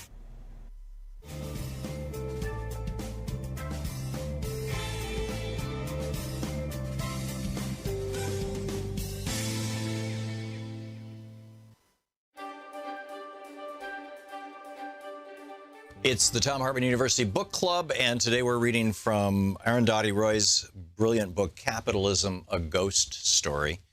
This is from the afterword at the very end of the book. Yesterday morning, the police cleared Zuccotti Park, but today the people are back. The police should know that this protest is not a battle for territory. We're not fighting for the right to occupy a park here or there. We're fighting for justice. Justice is not just for the people of the United States, but for everybody. What you've achieved since September 17th, when the Occupy movement began in the United States, is to introduce a new imagination, a new political language into the heart of the empire. You've reintroduced the right to dream into a system that tried to turn everybody into zombies, mesmerized into equating mindless consumerism with happiness and fulfillment. As a writer, let me tell you, this is an immense achievement. I cannot thank you enough. We are talking about justice. Today, as we speak, the Army of the United States is waging a war of occupation in Iraq and Afghanistan. U.S. drones are killing civilians in Pakistan and beyond. Tens of thousands of U.S. troops and death squads are moving into Africa. If spending trillions of dollars of your money to administer occupations in Iraq and Afghanistan is not enough, a war against Iran is being talked up. Ever since the Great Depression, the manufacture of weapons and the export of war have been key ways in which the United States has stimulated its economy. Just recently, under President Obama, the United States made a $60 billion arms deal with Saudi Arabia. It hopes to sell thousands of bunker busters to the United Arab Emirates. It has sold $5 billion worth of military aircraft to my country, India, my country, which has more poor people than all the poorest countries of Africa put together. All these wars, from the bombing of Hiroshima and Nagasaki to Vietnam, Korea, Latin America, have claimed millions of lives. All of them fought to secure the, quote, American way of life, end quote. Today we know that the American way of life, the model that the rest of the world is meant to aspire toward, has resulted in 400 people owning the wealth of half the population of the United States. It has meant thousands of people being turned out of their homes and jobs while the U.S. government bailed out banks and corporations. American International Group alone was given $182 billion in the bailout. The Indian government worships U.S. economic policy. As a result of 20 years of the free market economy, today 100 of India's richest people own assets equal to 1/4 of the country's GDP, while more than 80% of Indian people live on less than 50 cents a day. 250,000 farmers driven into a spiral of death have committed suicide. We call this progress and now think of ourselves as a superpower. Like you, we are well qualified. We have nuclear bombs and obscene inequality. The good news is that people have had enough and are just not going to take it anymore. The Occupy movement has joined thousands of other resistance movements all over the world in which the poorest of people are standing up and stopping the richest corporations in their tracks. Few of us dreamed that we would see it, the people of the United States on our side, trying to do this in the heart of empire. I don't know how to communicate the enormity of what this means. The 1% say we don't have demands. They don't know, perhaps, that our anger alone would be enough to destroy them. But there are some things, a few pre-revolutionary thoughts I had for us to think about together. We want to put a lid on this system that manufactures inequality. We want to put a cap on the unfettered accumulation of wealth and property by individuals as well as corporations. As capitalists and Liddites, we demand 1, an end to cross-ownership in business. For example, weapons manufacturers cannot own TV stations. Mining corporations cannot run newspapers. Business houses cannot fund universities. Drug companies cannot control public health funds. 2, natural resources and essential infrastructure, water supply, electricity, health, and education cannot be privatized. 3, everybody must have a right to shelter, education, and health care. 4, the children of the rich cannot inherit their parents' wealth. This struggle has reawakened our imagination. Somewhere along the line, capitalism reduced the idea of justice to mean just human rights. The idea the idea of dreaming of equality became blasphemous.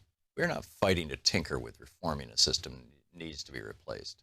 As a capist, and a Lidite, I salute your struggle. Salam and Zimbad Dad.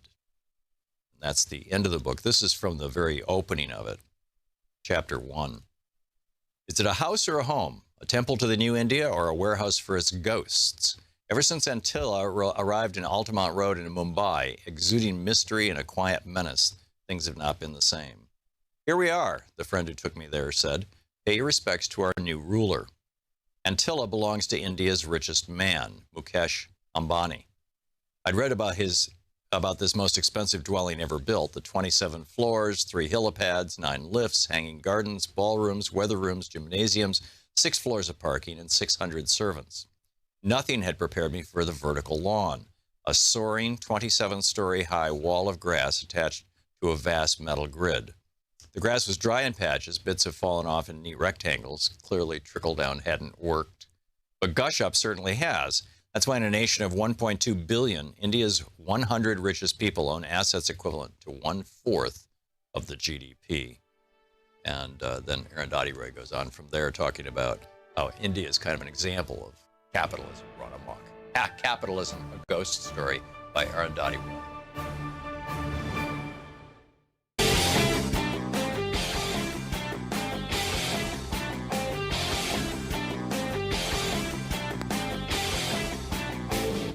Missed my opening rant today? It's usually published over at HartmannReport.com, where you can read it and share it with your friends for free. Check it out, HartmannReport.com. Over at the Thom Hartmann website, ThomHartmann.com, we have, the full podcasts and there's just a lot of information, and our newsletter. And the newsletter is extraordinary. It's free.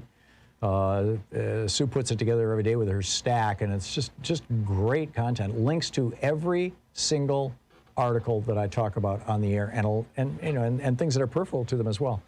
It's really worth the effort. And then, of course, at HartmannReport.com, there is my daily rant, which is typically incorporated into the program, but it's a written version of it, and that's also something that there's no cost for that at all. So you can check that out as well. Also, we've got a new video up about the dueling memes.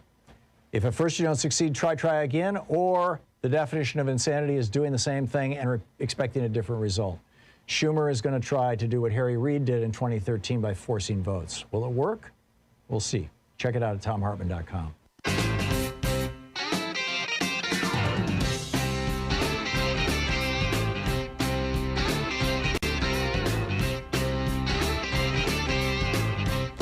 And welcome back. Thom Hartmann here with you. So Lady for Liberty over on Twitter tweets, hey, Tom, great interview with Dr. Feigl-Ding. You asked the question, how to vax non-vaxxers.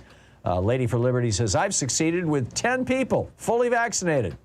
And here's what I did. And then Lady Liberty has it's a 4-tweet thread. I just liked it, so you can probably find it fairly easily. Number 1, keep door open for conversations, right? Don't make it a battle, make it a conversation. Number 2, ask why not? Why don't you want to get vaccinated? And then shut up and listen. People's fears are real, even when they're based on false information. Number 3, share what your fears were and how you overcame them. Like, hey, I was concerned about a new vaccine, but, 2.79 billion people have been vaccinated now, so I'm not so worried anymore. It's like, people say, well, I have an immune system, and so did everybody who died, or pretty much, the millions of people who died. Our immune systems evolved, but because this species jumped into our species, our bodies can't keep up. What about somebody who's scared about the side effects? Well, most people don't get the side effects. You share your own story. Another point that Lady for Liberty made, general idea, address fears with facts. Be gentle, with kindness. Be very clear. You're having barbecue parties, birthdays, only vaxxed people are allowed. For example, just say this. She also adds, I also use other countries as examples. We didn't stay home en masse, so here we are. Only choice, vax or stay home. And finally, emotional blackmail. She says, I let them know, I love you. I don't want you to die. You can stop this. You don't want the long-term effects. Brilliant stuff. All brilliant stuff. So, Linda in Moore Park, California. Hey, Linda. What's on your mind today? Hi, Tom. I'm a superhost for Airbnb, and I was recently in touch with them. I rent out 2 rooms in my house and Airbnb told me that their policy is that I'm not allowed to ask for vaccination if people have been vaccinated or not. Oh, no. Really? What are you going to do about that? Well, what I'd like to do is have everybody that listens to you to call Airbnb and tell them to change their policy. Yeah. Because there's no way, A, that I can have people in my house that aren't vaccinated, that I'm sharing a bathroom and kitchens with. And air. And I don't think anybody else would like to rent a room if they know the person next to them in the room, also Airbnb, is also not vaccinated. Yeah, that's crazy. I mean, that you should, retail businesses have broad latitude outside of racial discrimination, have broad latitude in deciding under what circumstances they will serve people. You know, the famous no shoes, no shirt, no service sign. Right. It's that's incredible. I'm astonished. And California also has a policy that any business can refuse people if they're not vaccinated. Right. So, and you're in California? Yeah, you're in I'm in California. Park. Yeah. So have you tried going back to them and saying, in this state it's legal, I'm going to do it anyway? I'm going to say you must be vaccinated? They have no way out so far on their website sign up for me to question people. That's the problem. Can you include it in your description of the property? You must be vaccinated? And prove it when I'm going to have to try to do that and see if they'll accept that. Yeah. But I would like everybody to uses Airbnb to realize that they need to have. I have not used them, policy. but I have their app and I have an account with them because there was a time when I thought I was going to use them, and so I got ready. So certainly, I think I can send them some feedback. That's fascinating. So, thank you very much. You're welcome. Appreciate it. Good luck. Phew, that's a tough one. Don in Sheridan, Iowa. Hey, Don, what's up? Hey, hi, Tom. Good talking with you. I listen to you every day. Now, my own opinion is with these people that don't want to get vaccinated. There's plenty of knowledge out there, plenty of stuff going on, and I'm just to the point now that I don't care anymore. You don't want to be vaccinated, you do your own thing, and I'll do mine. You're not going to be around me. But what happens? What happens when you sit down at a restaurant and the person sitting 3 feet away from you at the next table has the Delta variant? Even if you're vaccinated, it can still, and you can still wind up in the hospital. Tom, the chances of getting because the vaccine is so good, yes, there is a chance. But I will take a chance having been vaccinated. Yeah. Having been that small. So but these people that want to go around unvaccinated, they have a very good chance of getting it. Time will get them.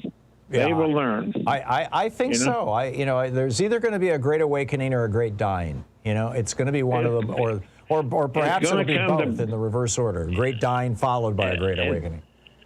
They're going to get bit in the ass. Fox News and all these people went out telling them, just like in Great Britain, who was 60-some%. Yeah. And now look at what they have for the variant going through there. That's right. And you can't get away from it. Yeah. That's all there is to it. Yeah, you can't. We believe it. Science got us where we are in this country. I'm sick of the Trumpers. I'm sick of people that are, wrong is right and right is wrong. I'm just tired of it. It's time for us to move on. We got to get something going. And the Republican Party, I don't know what we're going to do. Do you? What do you think?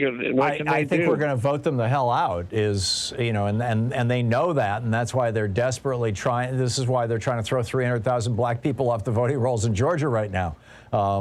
Because they see what's coming. They see what's coming. They know that the American people are sick and tired of this crap.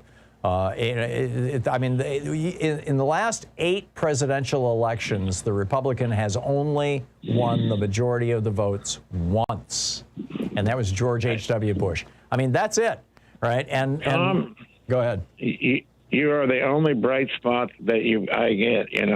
If I want real news, I have to go to your little TV free speech, and Don, I just lost you. There you go. And I listen to a lot of them. Okay, well, Don, thank you. I hear it on free. Yeah, thank you, Tom, and thank you for being you. Yeah, thank you for your kind words, Don. It's great to hear from you, and thank you for watching Free Speech. Kate in Fayetteville, Arkansas. Hey, Kate, Delta variant? Hi, Tom. I hope I can remember everything I told Joyce, but the last caller, I missed the first part of what he was saying, but agree, and I do think that this Delta variant, it's a horrible thing, and I almost didn't get on, but maybe it's time. It's the right time in the time of humankind that if people refuse to be educated and they refuse to make a reasonable, rational choice, then maybe the thinking, and by thinking I mean the Confederate lost cause thinking, the white supremacy thinking, all of that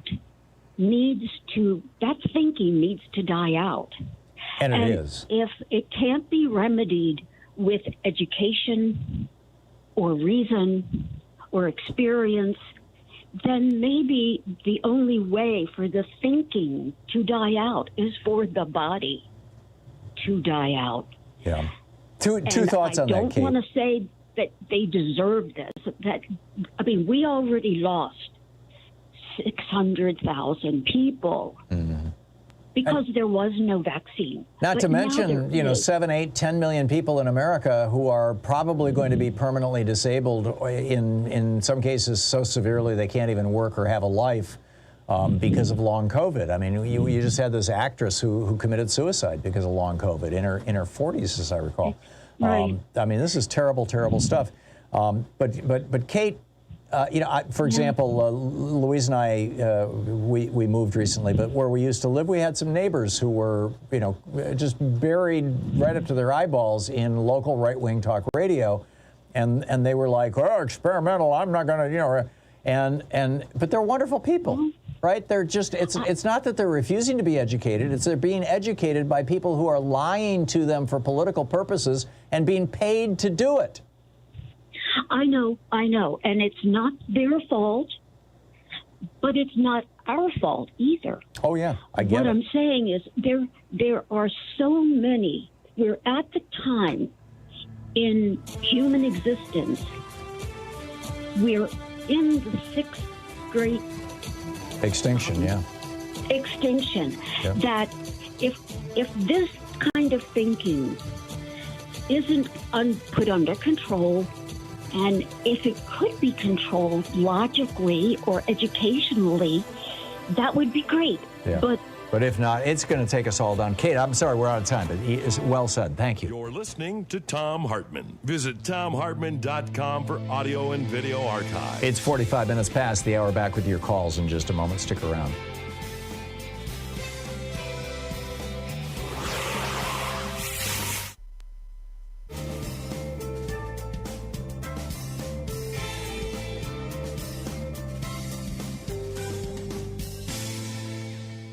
And welcome back. William in Enid, Oklahoma. Hey, William, what's on your mind today? Hey, Tom, good to talk to you. I listen to your show every day. You do a great job. Thank you. I think the problem with the vaccine, and I'm a black man, and I think it's the ignorance and the selfishness, because I was never worried about me because I'm 62 years old. I got vaccinated because of the people around me. I don't want to give something to someone else. And then you got black people saying, well, they're trying to get rid of us, so they're giving us a vaccine. And I asked them, how can you take medicine every day, medical research, medical science, and you take medicine every day, but now you don't trust medical research? Right. And, they made this and everybody's taking it. And so I think what we have to do to fix that, I think the restaurants, I think it should be a law. I don't think you should be able to fly, ride a bus, do anything, go to a restaurant without a vaccination card. Yeah, I agree. I'm calling for vaccine passports nationwide. I think I heard you. And I would think that most businesses that aren't, totally, up the backside of Fox News, most business owners would want the same thing. Exactly, because you want everybody in there to be vaccinated. And then I wanted to talk to you about something else. our country is getting torn apart. For one thing, the Democrats and Republicans can't agree on anything. And another thing, that we need to come together as a nation and pursue all the problems of the world together.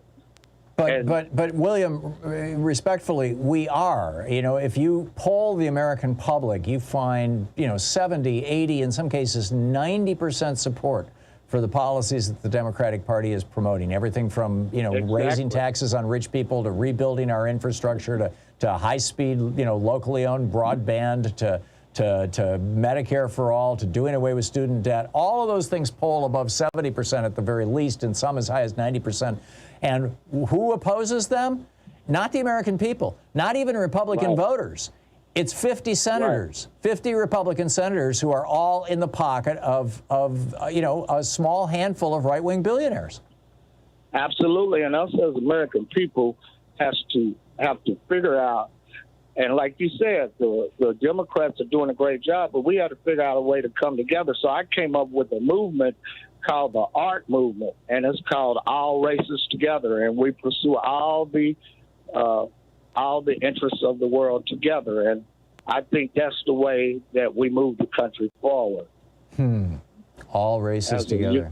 I like that. All races. It's the ART movement, A-R-T, All Races Together. And I've got it registered and everything. So I think if we all come together and we all think one way and we all pursue the problems of the pandemic, getting people back to work, instead of just individual groups, like Black Lives Matter was an awareness group. It needed to be done. The Asians, it all needs to be done. But now we need a new agenda. We need an agenda that brings the country back together as one. So remember that, the ART movement. I will. Together. I will. William, thank you. Thanks for sharing that. Good talking to you. Thanks for watching Free Speech TV. Thank you, Tom. Yep. We'll be right back in just 1 minute, coming up on 10 minutes before the hour here on the Thom Hartmann Program, helping you win the water cooler wars on the True People's Meeting. Right after this.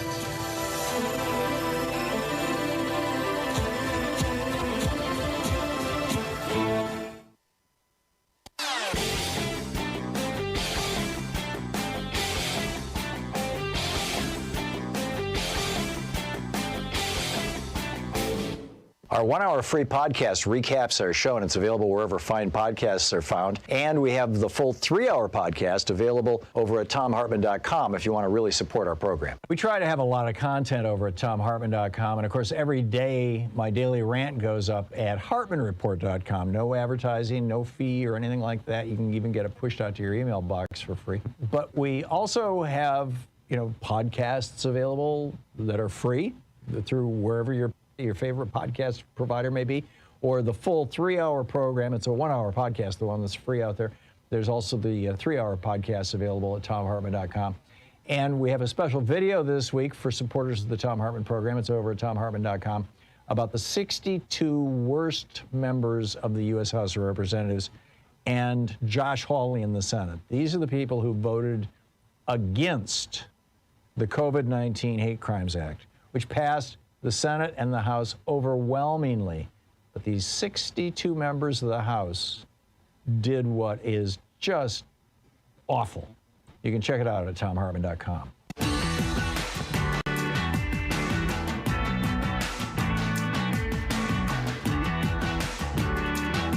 /Tom. And welcome back. Thom Hartmann here with you. Luke in Milwaukee, Wisconsin. You wanted to correct something I said on the air. Hey, Luke, what is it? Yeah, good day, Tom. You said that corporate stock buybacks were illegal before the early 1980s. Yes, I misspoke. Compensating executives with stock and then buying back shares in order to increase their compensation was considered illegal stock manipulation, and it was illegal to compensate. I mean, you could give shares to people, but you couldn't do it as part of compensation before the 1980s. Unless I'm wrong about that too, but I'm pretty sure I'm right on that one, Luke. I think you're wrong about that too, but just the general proposition is that corporations have always been able to buy back shares. Sure. Manipulation is and I come at this as a career as a securities lawyer. Manipulation requires very specific intent and some other things. So I think the answer is it's always been legal. There was the SEC Rule 10b-18 that was adopted in 1982 or 1983 that provides a safe harbor for companies buying back their shares. But so that's what I'm thinking of, because I wrote about this in Screwed, and one of my sources with David K. Johnston, there were a few others who were pretty good on this stuff. That Reagan tweaked the rules to make this possible, and what it did is it turned ordinary CEO compensation. Prior to Reagan, the average CEO in the United States made about $3 million a year. After Reagan, it was just, no holds barred. Katie bar get out of the door, whatever the old. Yeah. Technically, Reagan didn't. This was an SEC rule, and it really is not tied at all to corporate compensation. Now, I think you're right that in the 80s and thereafter, 90s, there's been a lot of compensation that has been keyed into stock prices. Oh, this is how Dollar Bill McGuire made $1.6 billion out of United Healthcare. I don't want to. I mean, some of the compensation gets very extraordinary and unrealistic. But the actual rules, though, on buying back stock are totally separate and apart from the compensation side of things. Right. Got it. And I'd encourage you to read what, stock buybacks are a very nuanced issue. And I suggest you go and read what Warren Buffett has to say about this, because he has the best analysis and framework. Where do I find that, Luke? Well, I think if you go to the Berkshire Hathaway corporate home, and you can read, they have all of the Buffett letters to shareholder that are in the annual reports. And these are 30, 40-page documents, just the shareholder letter from Buffett.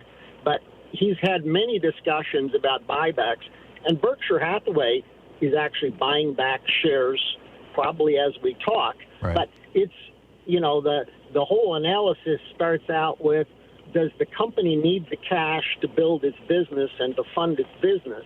And only once you say no do you start going down the path of finding rational stock repurchases. And then you have to only do it.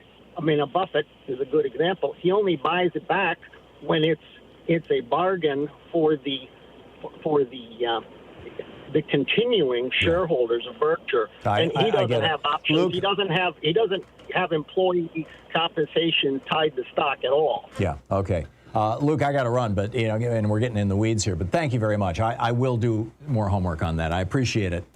It's always good to make sure that everything I say is I can back up. Dan in Madison, Wisconsin. Hey, Dan, what's on your mind? I was just going to tell you about the way I try to get the rednecks I know vaccinated. That they say, "Oh, I'm not too sure about it." I did the AstraZeneca study. I tell them, and they're like, "Oh, you're crazy," and I'm like, "Well, I figure I put way worse stuff into my body when I was younger than a shot vaccine made by a reputable, company." And then I go, the kicker that always gets them is, anyways, I'm tougher than nails. So, they're afraid of the vaccine. They're wimps. That's what you're implying, and that's enough to make them say, okay. That gets them right away. I'm like, yeah, you're afraid of a little shot? Jesus. That's brilliant. That gets them fired up. Yeah. So, how do you do this with coworkers, friends, family? I mean, how did you learn this? It just came to me. I was surprised how many people I knew that were afraid of this vaccine. Like, they're Trumpers. Like, oh, I don't know. I'm not sure it's safe. I'm like, what are you talking about? Yeah. What's not safe is going around without the vaccine. Yeah. Yeah. What's not safe is, there's lots of what's not safe, driving 90 miles an hour, et cetera. But excellent. Dan, thank you. That's a great one. What are you, a wimp? What a great. I don't want to take the vaccine. It's experimental. Oh, I get it. You're afraid. Well, I'm not afraid. I'm a tough guy. You know, I'm tough as nails. I can take a vaccine. You know, I don't even pass out when I get shots. One of my kids does, but I don't. I'll be right back.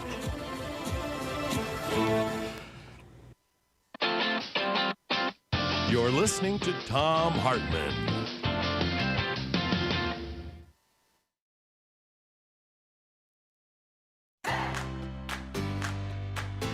These companies support the Thom Hartmann Program. They are HelloFresh, the #1 meal kit delivery service. More information at hellofresh.com, code TOM. CB Distillery for sleeping and pain relief. More info at cbdistillery.com, code TOM. Annie's Kit Clubs, creativity delivered right to your door. More info is available at annieskitclubs.com/Tom. EasyFlow, personal air filtration system. Fresh air anywhere. More info at easyflowusa.com, code Tom. Masterclass with world-class instructors. More info at masterclass.com/Hartman. And Dinovite, only the best all-natural pet supplements. More info at dinovite.com.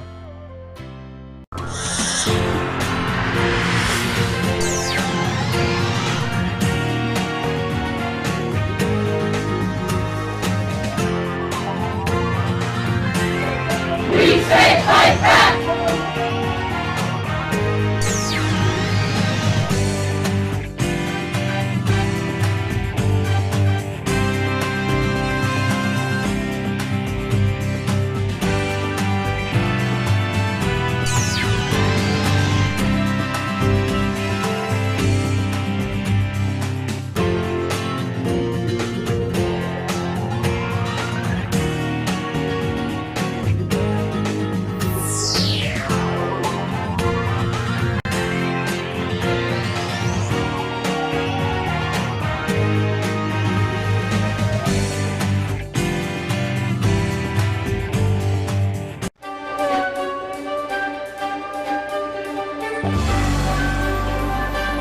Our book today in the Thom Hartmann Book Club is Richard Wolff's Understanding Socialism. This is from the introduction.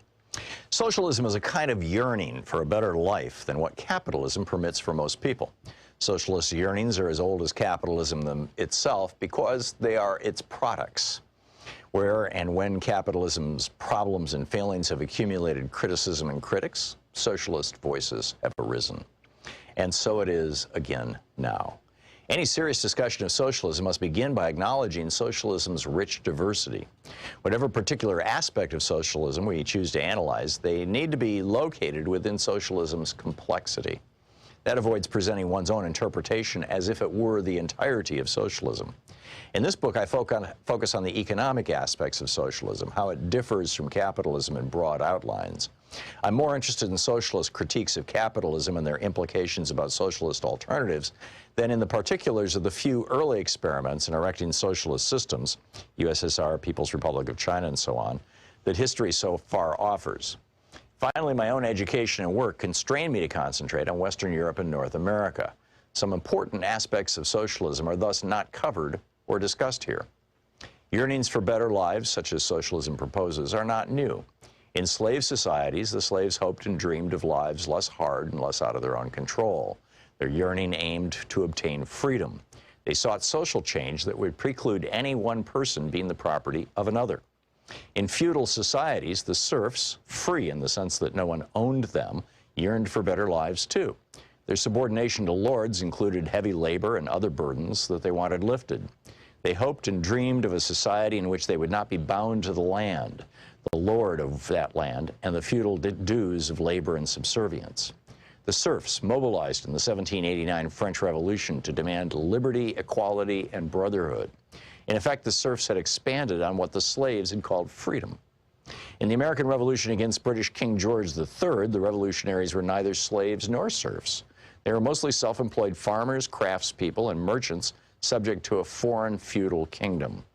They wanted liberty as individuals to pursue their dreams without hindrance from feudalism or monarchism, whether foreign or domestic. They added democracy to the goals advanced by the slaves and serfs before them. The different systems of slavery, feudalism, and small-scale self-employment produced masses of people yearning for better lives. Eventually, each of those systems provoked revolutions. Many people then sought to break away from and go beyond those systems. The French and American revolutions marked key moments in the social transformations of major pre-capitalist systems into capitalist ones. By capitalist system, we mean that particular organization of production in which the basic human relation is employer-employee instead of master-slave, lord-serf, or individual self-employment. The revolutionaries who wanted and built capitalism hoped and believed the transition to employer-employee relations of production would bring with them the liberty, equality, brotherhood, and democracy they had yearned for. The revolution's leaders promised to themselves and to the people they led that those goals would be achieved. But the transition to capitalist employer-employee relations that increasingly replaced the previous slave, feudal, and self-employment relations of production had unintended consequences. Capitalism soon proved to be different from what its revolutionaries had hoped. While it enabled some people to be more free and more independent than slaves, serf, or self-employed subjects of monarchies had been, it also seriously limited freedom, independence, and democracy for many. Capitalism betrayed many of the promises made by its advocates. It produced and reproduced great inequalities of income and wealth. Poverty proved to be as endemic as capitalism seemed equally adept at producing and reproducing both wealth and poverty. The capitalist rich used their wealth to shape and control politics and culture. Democratic forms hid very undemocratic content. The cyclical instability attending capitalism constantly threatened and hurt large numbers of people, and so on. Growing numbers of employees within capitalism began to yearn for better lives. They defined those yearnings first in the familiar terms of the earlier French and American revolutions: equality, fraternity, liberty, and democracy. They criticized a capitalism that failed to deliver those to most people and demanded social changes to achieve them. Many people still continue to want a better, softer, friendlier capitalism, where government regulates and intervenes to achieve more of what the French and American revolutionaries had yearned for and promised. They are also often self-defined as socialists. However, capitalism's development provoked another, different perspective that also called itself socialism. In that view, capitalism had not broken from slavery, feudalism, and monarchy nearly as much as its advocates had imagined. Slavery had master-slaves, feudalism had lord-serfs, and monarchy had king-subjects as their key sources of their inequalities, lack of freedom, oppressions, and conflicts. The employer-employee relation of production and capitalism generated parallel problems. Capitalism installed monarchies inside individual workplaces, even as monarchies outside workplaces were rejected. Kings mostly disappeared, but inside workplaces, the owners or their designated boards of directors assumed king-like powers. The book Understanding Socialism by Richard Wolff.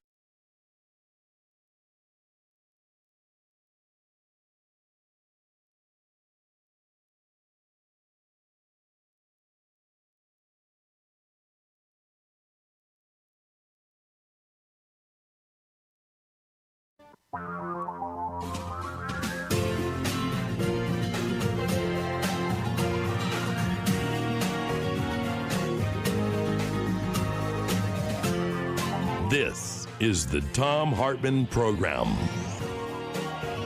Welcome back to the third hour of our program. Thom Hartmann here with you. On the line with us is the journalist for The Atlantic and The New Yorker and The New York Times, the author of numerous books. His latest, Last Best Hope, an essay on the revival of America. TheAtlantic.com. You can find his writing, or on Twitter you can tweet him at The Atlantic. George Packer. George, this is a brilliant book, Last Best Hope, America in Crisis and Renewal.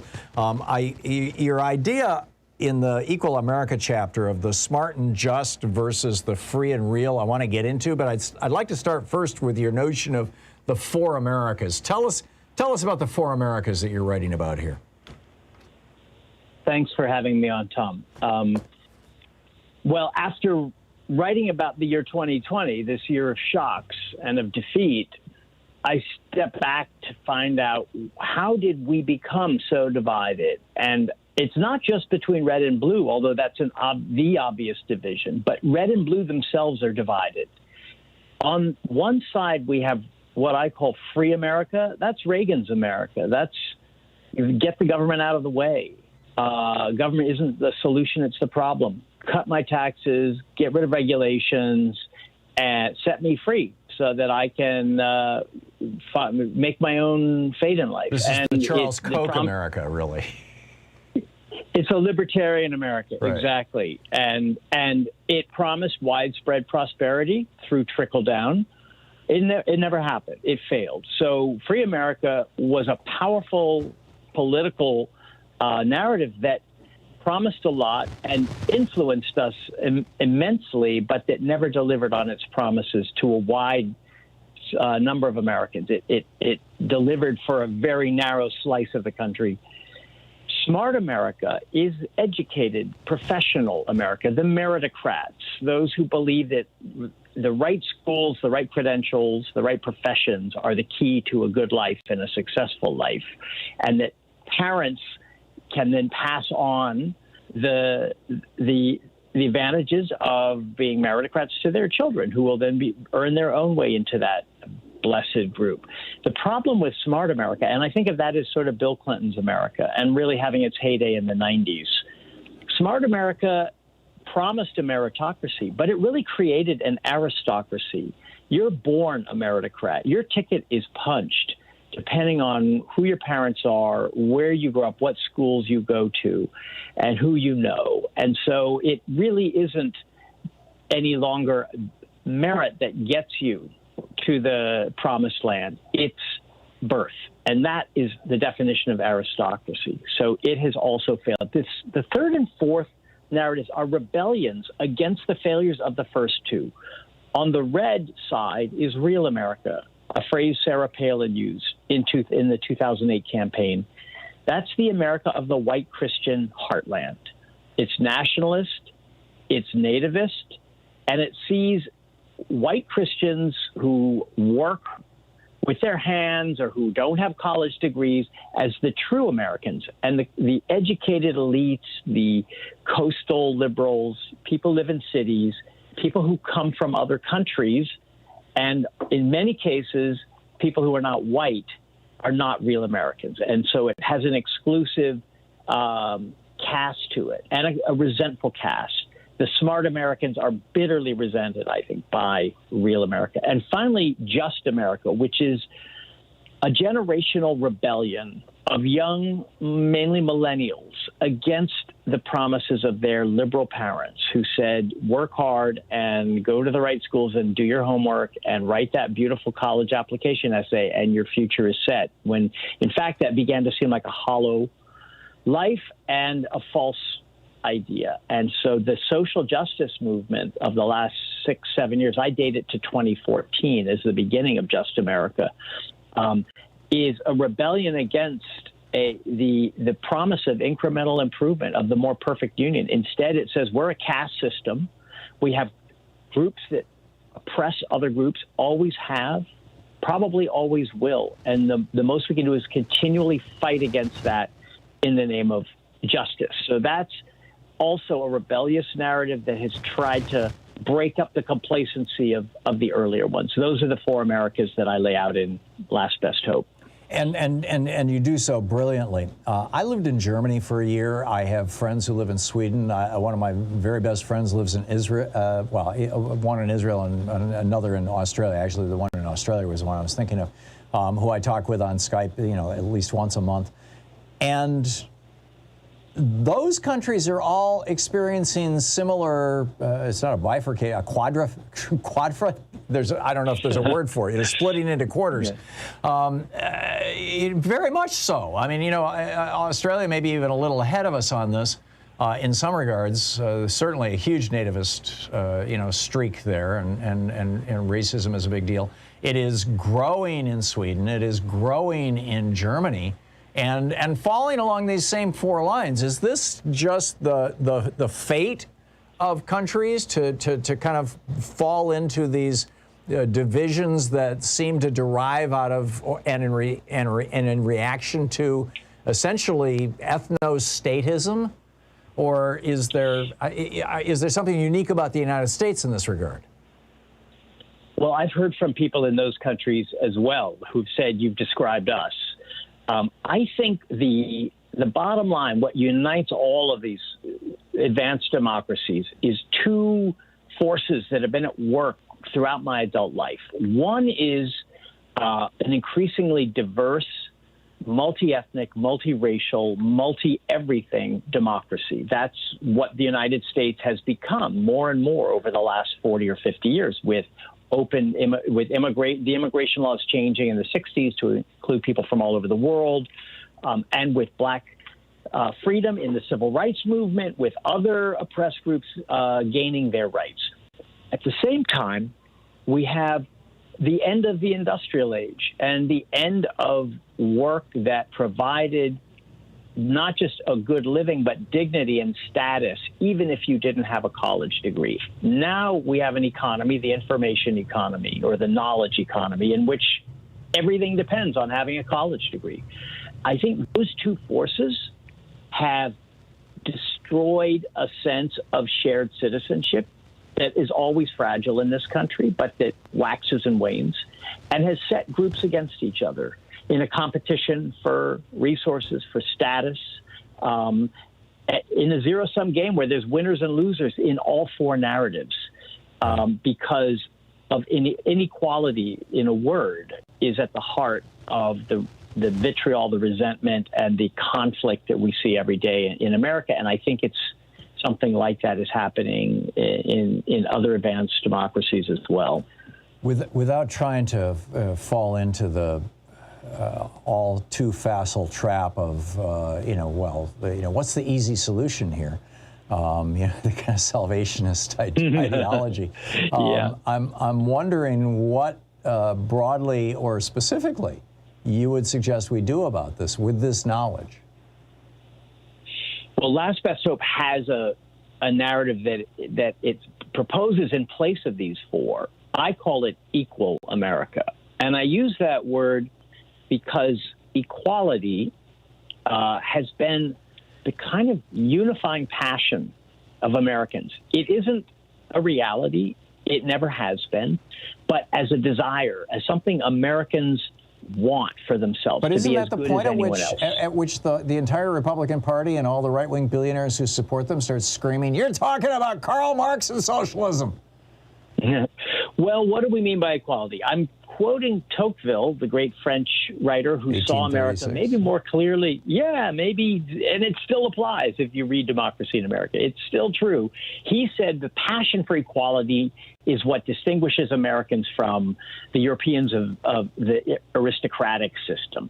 What he meant was not equal results. It was not a government big enough and intrusive enough to make sure every outcome was equal. And we've never had that in this country, and very few Americans have ever really pushed for that. But equal status as citizens, equal opportunities economically and socially, educationally, which really does mean radical change, because opportunity is so unequal today, beginning with kindergarten and even before that, that it would take some radical social policy to create truly equal opportunity, or even to move in that direction, and to bring us closer to equal America.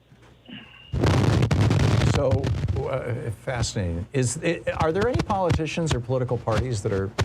I mean, is this Joe Biden, for example, is giving a talk promoting his infrastructure bill, and one of his sales pitches is, not only does it build back America better, and not only does it make us more resilient with regard to climate change and et cetera, but that it's going to raise up a brand new middle class. It's going to bring all these good union jobs, et cetera, et cetera. Is that the sort of thing that, I mean, to get down to brass tacks here, to get down to policy that you're talking about? We have about a minute left. Yeah, I think he's in the right direction. Biden, who isn't really a creature of any of my four narratives, he really is a throwback to the New Deal, to Roosevelt and Truman, which to me is closer to equal America than we are today. Biden his policies, the way he thinks, the way he believes in labor, in workers, and in the right of every American to have a decent life. Yeah, there's something both simple and powerful about that idea, and I think it's at the heart of his domestic policy. I don't know if he can get there. I don't know if the best legislation in the world could get us there, and I certainly know that the Republicans in Congress are going to fight like hell to prevent it. But to me, it's heartening that our president is now talking in a way that can really begin to make us equal Americans. The book is Last Best Hope, America in Crisis and Renewal by George Packer, a brilliant analysis and a hopeful prognosis and a future. George Packer. George, thanks so much for dropping by today. My pleasure. Great speaking with you. We'll be back with more of the news of the day and your calls in just a moment. This is the Thom Hartmann Program. It's coming up on 18 minutes past the hour. It's the Thom Hartmann Program, the place where despair is not an option.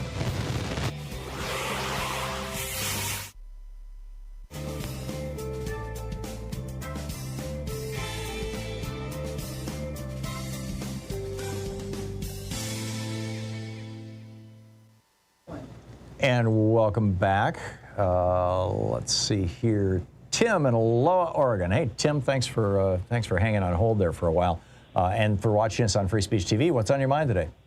Yeah, I'm pretty consistent about it, Tom, because there's so few people you can talk to anymore that actually have a clue what's going on. Unfortunately, sadly, but it's really pathetic. But there were a few things I wanted to say, but I'm kind of drawing this into one particular comment that kind of sums up my life, based on what you've been talking about, the economists you're talking to, and Bernie Sanders and so forth. My dad had to quit school during the Depression in the 10th grade, and he was what a tough SOB he was. He eventually got drafted and ended up being wounded in northern Italy on December 10th, 1944. Wow. And I've got an envelope in my safety deposit box with the 88 millimeter artillery shell that they took out of him. They gave it to him. Wow. And he made it. He stayed in the Army because he was such an effective soldier. He got a civilian job on the base after. He bought his house for $300 down in 1956. Yep. And he said he raised 5 boys, and he pulled us together, and he said, listen to you guys, there's 4 things you got to do in life. He said, your word is your bond. Doesn't exist anymore. You need a contract to walk across the street. You don't buy anything you can't afford, having been a Depression kid. You pay your bills on time. He was proud of that. And he said, if you got an appointment at 9 in the morning, you show up at 8:45. Mm-hmm. Oh, and by the way, I got a wonderful education. I own everything I have. I've been married 38 years to the same woman. I'm debt-free. I have enough credit in my wallet to charge something for $50,000 with a zero balance. How did I do that? I grew up in a $37 a month apartment, 7 people, 2 bedrooms. My brother slept in a walk-in closet. So how did I do that? Well, you do what you've got to do. I mean, Yeah, but you see what I mean? That doesn't exist anymore. I think it certainly does. In fact, if anything, it exists even more because you've got, in particular among millennials, the moving back in with mom and dad is a big thing.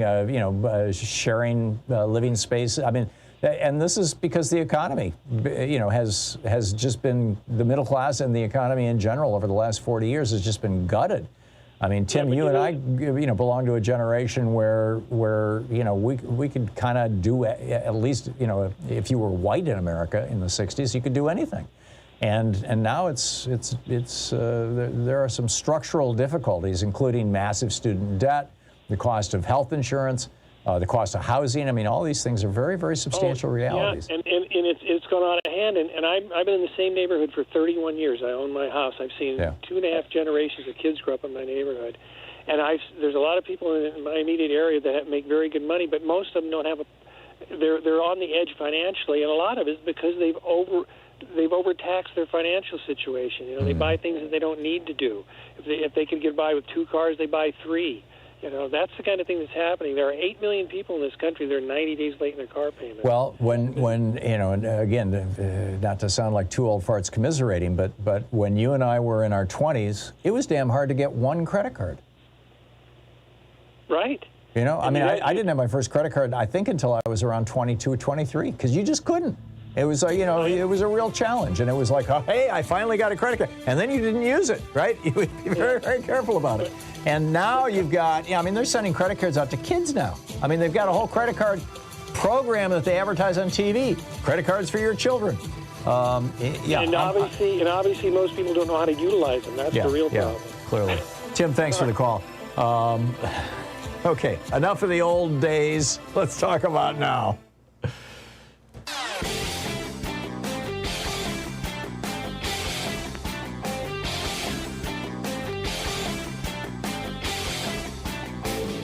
Share the Thom Hartmann Program with your friends. We're available on SiriusXM, Free Speech TV, Pacifica, commercial stations nationwide, YouTube, Twitter, Facebook, on the Thom Hartmann app, and you can even tell your smart speaker to listen to the Thom Hartmann Program. In addition to the free newsletter that we have over at thomhartmann.com, which gives you literally a link to every story or article I've talked about throughout the day, every day, comes into your email box every day. There's no charge.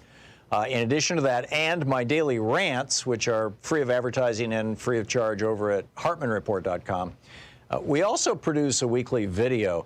This week's video is about how power companies around the country, for-profit power companies 100% of the time, these power companies around the country are making it harder and harder and more expensive for people to install solar in their homes. All kinds of ways of trying to block people from doing this.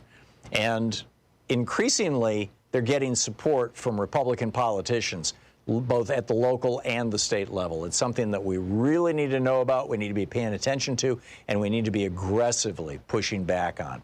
You can check it out over at thomhartmann.com and at hartmannreport.com.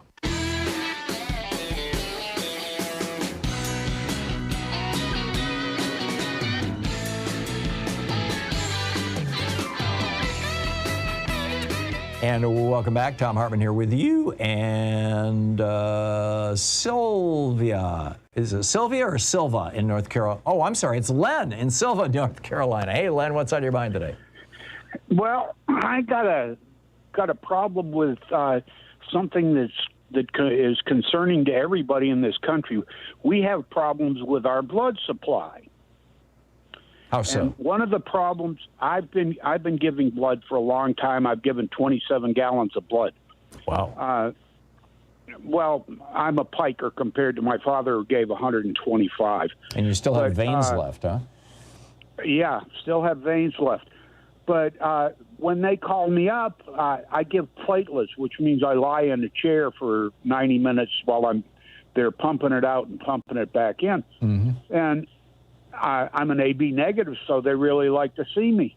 Right. And they call me up, and I'm lying on a bed with like 10 or 15 other people in this room that's maybe 700 square feet.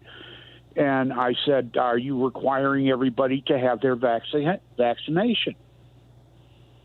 And they said, "No, but we're checking the blood." And I'm sitting there thinking, they're checking the blood. After I've given the blood, there's something wrong with this picture. Yeah, a few hours later, they'll discover that you were exposed. That I was exposed. So I've decided that until they start requiring vaccinations for everybody, I'm not going to give blood. And I'm vocal about this when I talk about it. Good. But there's another thing that you need to think about with the blood supply.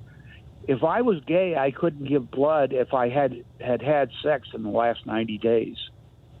Yeah, which is a wildly outdated rule. I didn't realize that was still on the books. Oh, yeah, it's still on the books.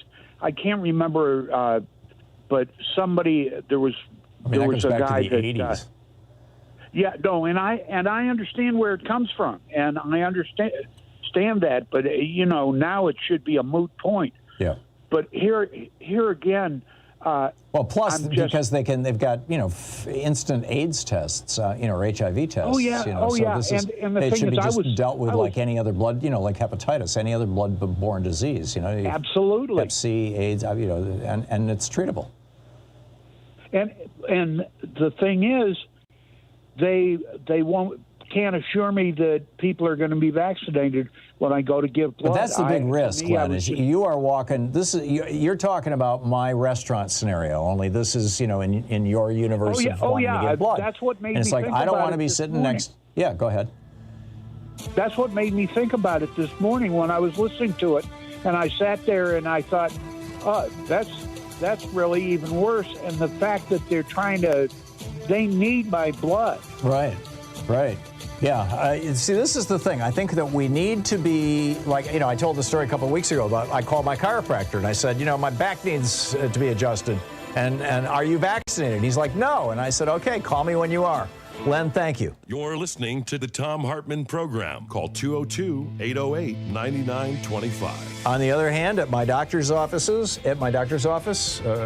a physical a while ago, you want to keep your job? You're vaccinated. We'll be back.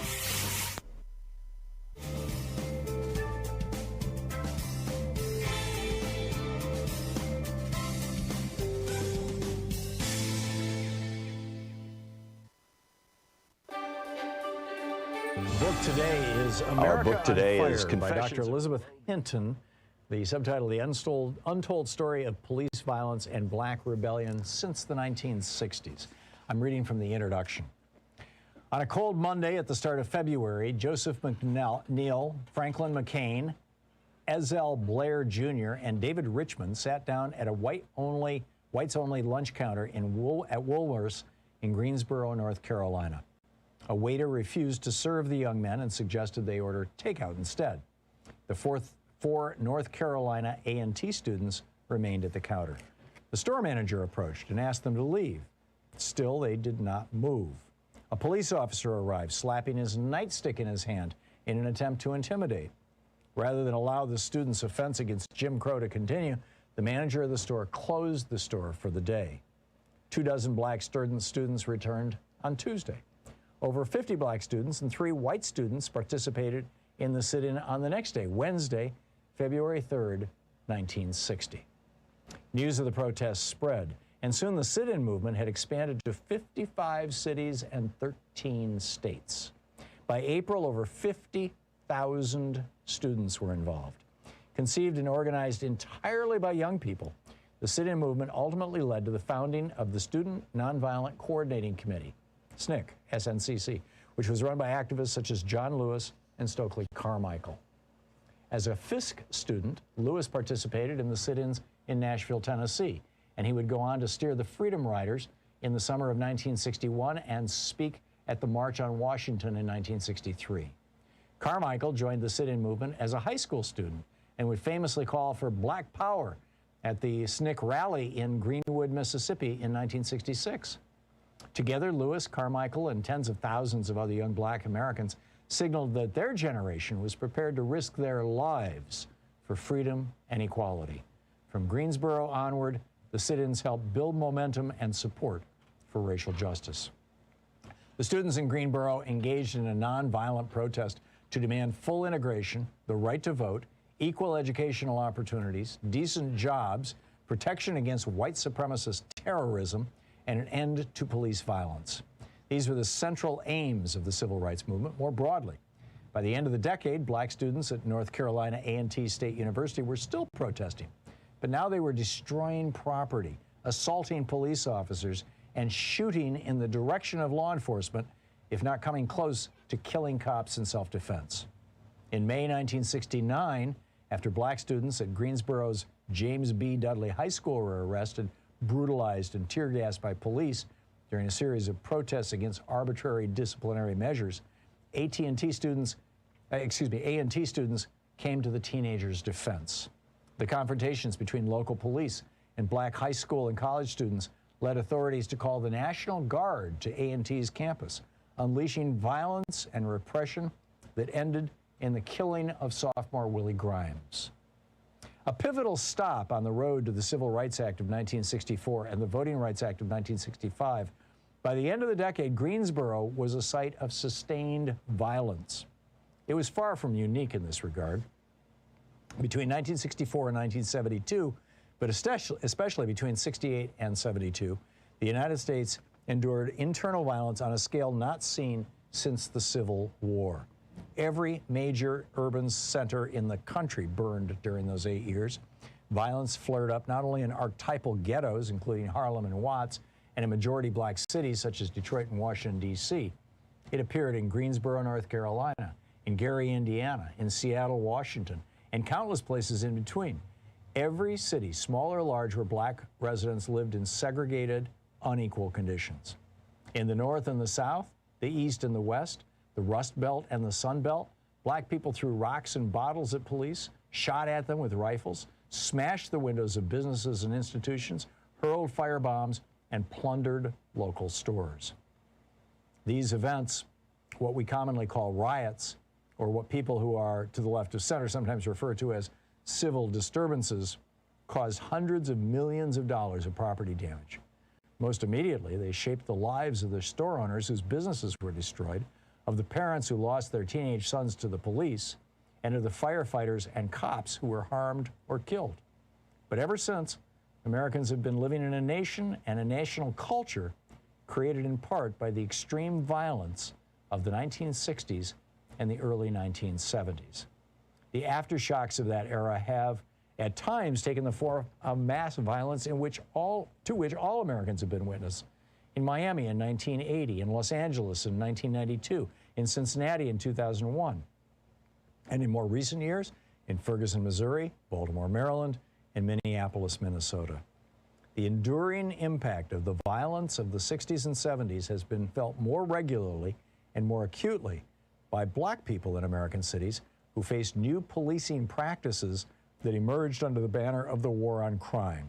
The routine stop and frisks that attacked people's dignity, the breaking up of community gatherings, the presence of armed, uniformed officers in the hallways of under-resourced public schools, and more.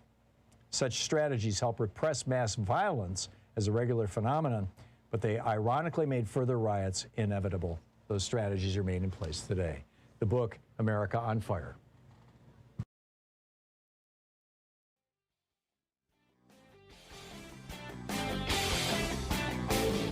Change starts with you. You can be calling your Democratic or Republican representatives to let them know what you think by calling 202-224-3121. It's the Capitol switchboard. It'll get you right through to them.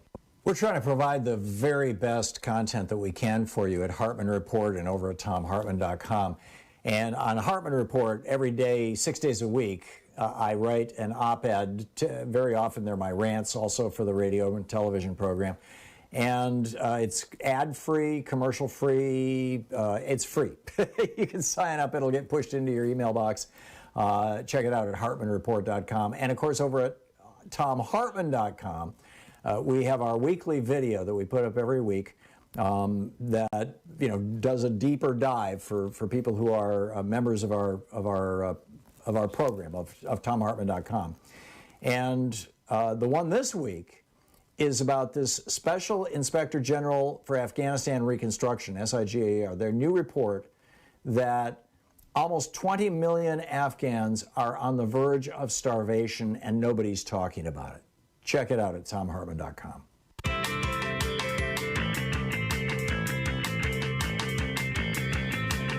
And welcome back. Thom Hartmann here with you. Over on Twitter, I noticed Big Brother Trump, who I think is actually Eric, says, I just tell anti-vaxxers that the only people in hospitals now are unvaccinated people, which is true.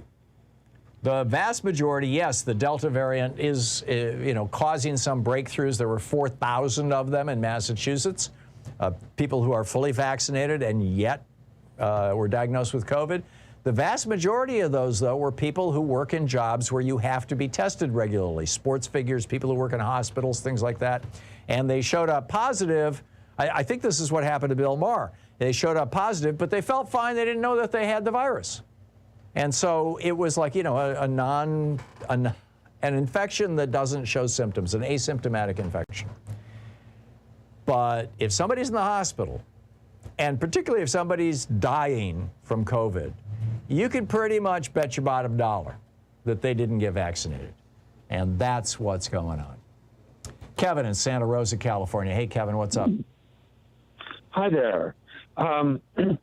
So I look at the CDC COVID data tracker every day. And I'm a physicist, and I understand the mathematics of exponential growth. Mm-hmm. And within about the last 10 days or so, California has gone from about 8 cases per 100,000 people to yesterday's data was 17. So we got somewhere around a 10 or 12-day doubling More than a time. doubling, yeah. Yeah. And California has gone from number 1 in the nation in fewest number of cases to median. Wow. In that amount of time. Yeah, that's the Delta variant. June 15th, we opened up the state. Dropped mask requirements, etc. also. So I think those two things are going on together. Yeah, and then the July 4th holiday is coming in a week and a half, and I think we're going to start seeing the beginning of the fourth wave, or what I'm referring to as the Great Culling. Kevin? Yeah. Yeah, okay. Yeah, I agree. So, okay. Kevin, thank you. Thanks for sharing that information. I appreciate it. It's good to hear from you. Paul in Zillah, Washington. Hey, Paul, what's up? Hi, Tom. I just wanted to address two things. You talked about wanting to frequent places that require vaccination. Mm-hmm. That is our winery tasting room has been doing for a while now. Good on you. What's your winery, Paul? Give him a plug. Paradisos del Sol Winery and Organic Vineyard in Zillah, Washington. Oh, how cool. Do you have, is it possible to order your organic wines online? Yes, you can go to our website, paradisosdelsol.com, and connect. And we actually deliver wine to people's doorsteps. We don't get to Portland too often, but my wife's favorite cousin is down in that neck of the woods. We do. Paradiso del Sol. That's like, what, Spanish or Italian for the paradise of the sun? Exactly. It's Italian, Greek, and Spanish. I have ancestors from all countries. Okay, great. Also, go ahead. You also have somebody call in and talking about the discrimination against gays and giving blood, and that has changed quite a bit recently. I don't view the questionnaire as being specifically gay-oriented. They do ask questions about having sex with, outside of your regular partner. You know, if you're a straight male and you go to a prostitute, yeah, they don't want your blood. Right. If you're a gay male and you're having casual sex with unknown people, they don't want your blood. Yeah. And that's always been the case. So I really... That's a little more reasonable. Paul, back to your vineyard, if I may. Do you advertise that you must bring proof of vaccination, or do you just take people's word for it, number one? Number two, do you advertise it? Number three, what kind of response are you getting? I would think that this would give you a competitive advantage, actually. Am I wrong? I don't know. Traffic is still very, very slow, and I don't know if our customers are typical of the general population, but wine people tend to be better educated, et cetera. And so there is a very high rate of people vaccinated. We do ask people. We don't, at this point, demand proof because that's really pretty difficult. So we are largely on the honor system. We are primarily tasting outside when possible, although with this really hot weather, we're indoors. Yeah. But I do have a good setup. I wear, because my wife's going through cancer treatment, I have to assume that everybody is an asymptomatic carrier. Mm-hmm. And so I'm wearing an N95 mask when people are present. Yeah, that's good. I'm sorry to hear about your wife. I like think that when I send out a newsletter to my customers and tell them that this is our procedure, that they receive it positively. I have not had any negative response.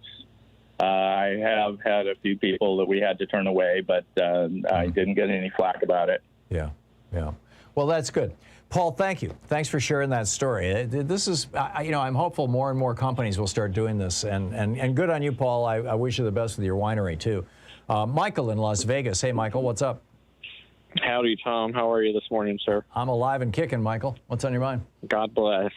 Well, I wanted to tell you to keep your eye on Las Vegas, Clark County, Nevada, because we've been fully reopened for a couple months now, and we had our highest one-day total of new COVID cases in 6 weeks yesterday.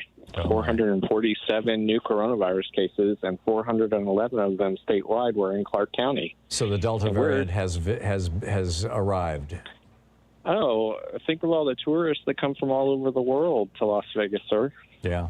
You know, we're bringing in, people left and right, and there are no more mask mandates anywhere in the state. Governor Sisolak, he felt so much pressure from the big businesses, the casinos, and of course, you remember our mayor, Carolyn Goodman, making such a fool of herself last year on Anderson Cooper and some other nationwide shows where, she went on complaining that we had closed down for so long. I mean, my Lord, it's such a ridiculous dichotomy if you think about it. I mean, you're going to have mass death if you stay open, which is going to crash the economy. People are going to be sick and hospitalized and dying, Well, and then there's the other statistic that needs to be repeated every day, and I'm going to try to start doing that, is that about a third of people who have symptomatic COVID but never end up hospitalized, about a third of those people who are men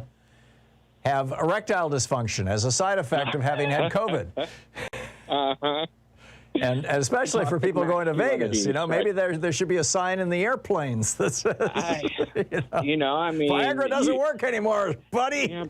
People are still coming for lap dances and bachelor and bachelorette parties, and I mean, we've got a new Resorts World opening up tonight at 11 o'clock. I know that they're going to have their pool open because it's going to be a 24-hour thing. At least that's outside, but I just don't know why we're not being smarter about this. Governor Sisolak, he's a Democrat. I'm glad that he got elected, but I just think he caved into corporate pressure way too quickly, and at least should have kept mask mandates in place, because my Lord, think of all the people from around the United States and the world that come to Las Vegas to vacation, and they're coming from everywhere and they're going back home, and it's just gonna, with this contagion being so contagious, the Delta variant, I mean, it's just going to It's going to be a problem. Here's what your governor is dealing with, and every other politician in America. I got an email today from FreedomWorks,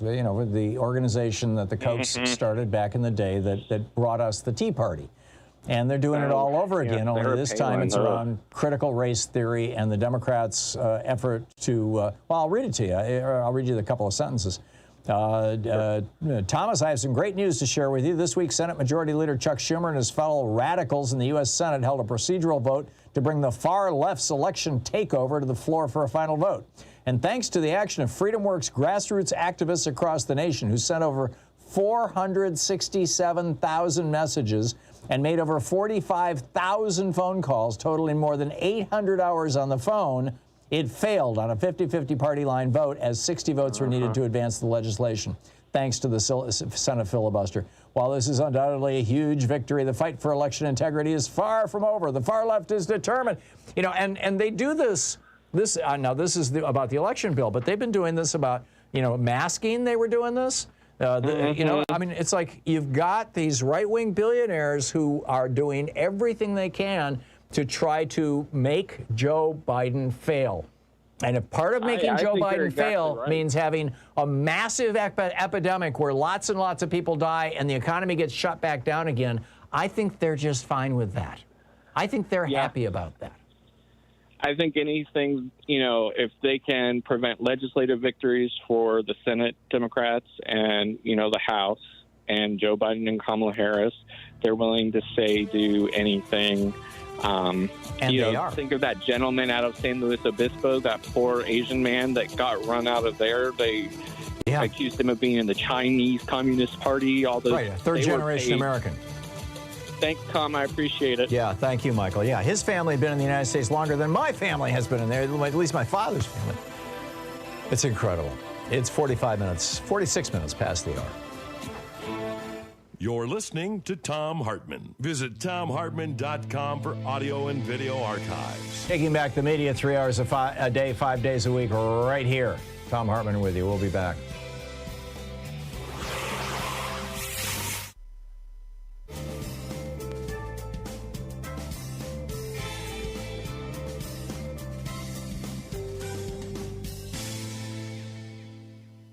And welcome back. Paul in Benton, Pennsylvania. Hey, Paul, thanks for watching us on Free Speech TV. What's on your mind today?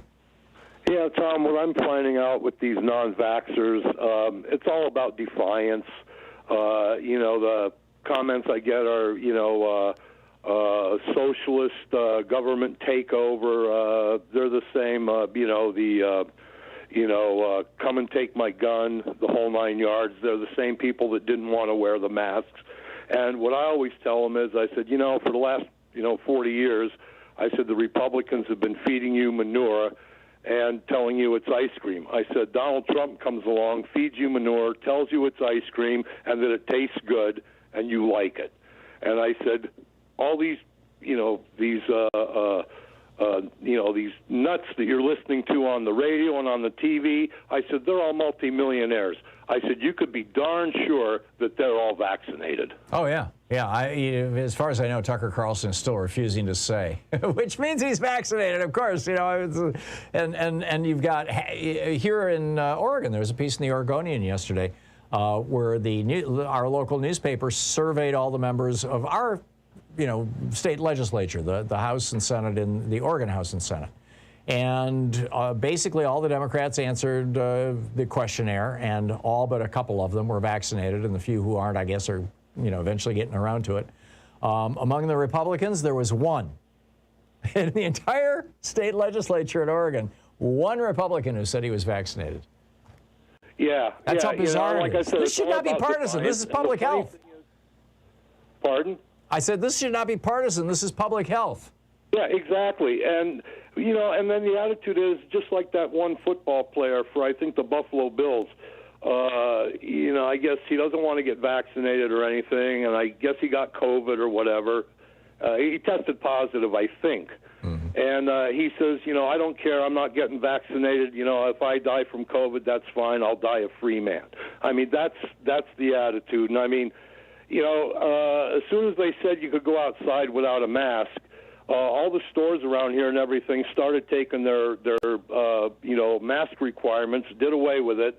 So now you got people walking around the stores with no masks on, and you don't know who's vaccinated and who's not. Right. And even though I'm vaccinated, I'm still wearing my mask when I go into if I'm going to go indoors somewhere, and I don't know when I'm ever going to eat in a restaurant again. Yeah. And maybe that lady had a point there. Maybe that Delta virus, if it goes through all these red states and these red counties, and a lot of these people die off, I mean, hey, we'll be better off as a country.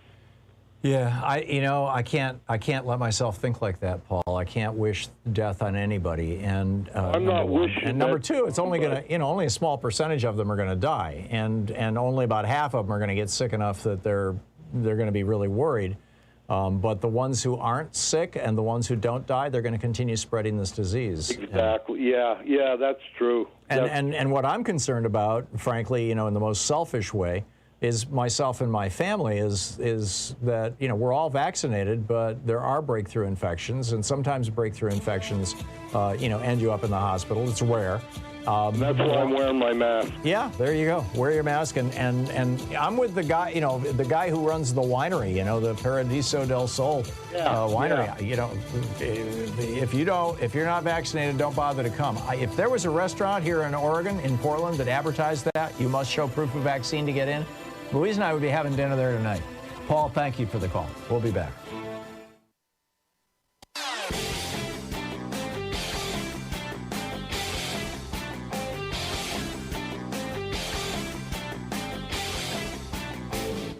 Missed my opening rant today? It's usually published over at HartmannReport.com, where you can read it and share it with your friends for free. Check it out, HartmannReport.com. Well, the Confederacy continues to live. Governor Tate Reeves, the governor of Mississippi, just signed a proclamation making April the Confederate Heritage Month in Mississippi. That's kind of the bad news. The good news is that it didn't get published on the state's websites. It got published over on Facebook, where there's a good contingent of racists and neo-Confederates to begin with.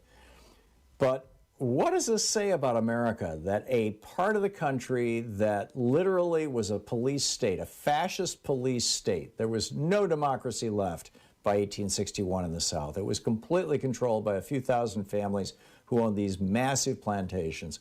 And in my little riff that's over at thomhartmann.com for the supporters of our program, I go through some of the details of it. You know, just the sad, sad history of the South.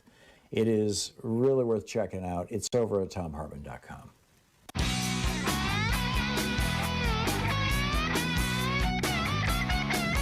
And welcome back, Larry in Fresno, California. Hey, Larry, what's on your mind? I think California had a Joe Manchin type of situation back when they were trying to pass a state budget. And I think a state senator named Abel Maldonado had the lone vote. And the compromise the Democrats made was they would put Jarvis tax initiative on the ballot, which that turned it over to dark money. And it's Prop 13. We have are living with Proposition 13 ever since, and cannot figure out how to get it amended to give, break the homeowners, as it was kind of intended to be in the first place. Yeah, it's a tough one, Larry. Yeah, I mean, California has been, and what's happened since Prop 13 was passed, and it was pushed. Howard Jarvis was basically a front man for a business group, for a real estate investment group, and as I recall.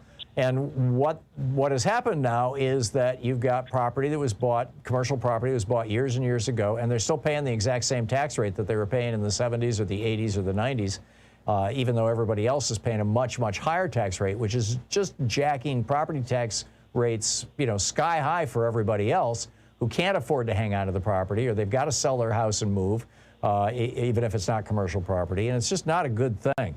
And I know, you guys have been struggling with this for some time, but it's a tough one.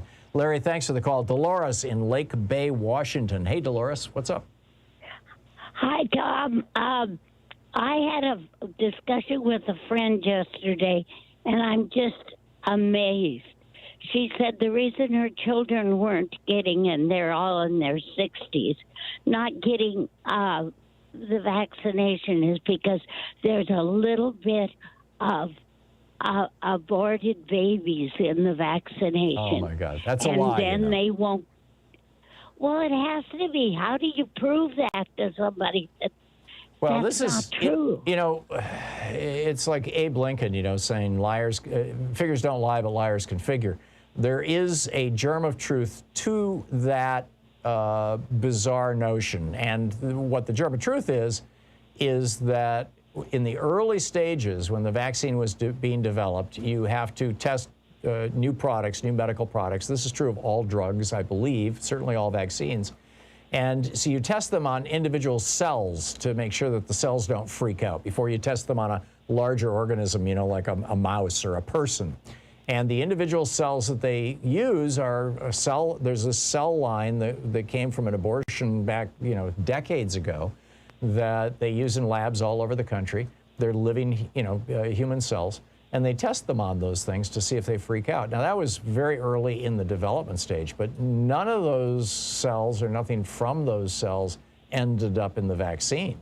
And some of the vaccines, I don't think were even tested on those kinds of cells, but one of them was, and that story got published. And what happened was that these right-wing websites took that and said, aha, baby parts. And thus this lie was born, which has been used to get the anti-abortion people all flipped out about the vaccines. There are no baby parts in the vaccines. The vaccines have nothing to do with abortion. You're not promoting it or anything. If you're taking the vaccine, you are not at risk of getting baby parts. It's just wrong. And Dolores, you should tell your friend that. Dolores, I got to run, but thank you for the call. Greg in Mountain Home, Arkansas. Greg, we have about a minute left. You got a quick one? Yeah, Tom. I was just there's another variant. It's from Brazil. You're talking and it's Gamma? Called the Gamma, yeah. Yeah. And they thought they had reached herd immunity down there. They didn't, and they were shocked when they got to 76 to 78% clearance and it was a town that straddles the Amazon and the country, Manassas or something like that. Manassas. And yeah, right. So you know about that, right? I do, yeah. And this is why in Brazil right now there are protests against Bolsonaro because he was the guy who was pushing the herd immunity. He was Donald Trump's best friend. Greg, thank you. But Thanks that's for here too. Yeah. Oh, in Arkansas. Yeah, I get it. I totally get it. Greg, thank you. It's great to hear from you. We will be back tomorrow. Anything Goes Friday tomorrow, right? Anybody on the schedule for the show? Who's that? Oh, Congressman Khan is going to be with us. And Michael Mann. Wow, it's going to be a fascinating day. Plus, I'll be taking your calls on whatever's on your mind all day tomorrow. In the meantime, don't forget, democracy is not a spectator sport. Get out there, get active. Tag, you're it. You are it. We'll see you tomorrow. Thank you. You've been listening to Thom Hartmann. For audio and video archives, visit thomhartmann.com.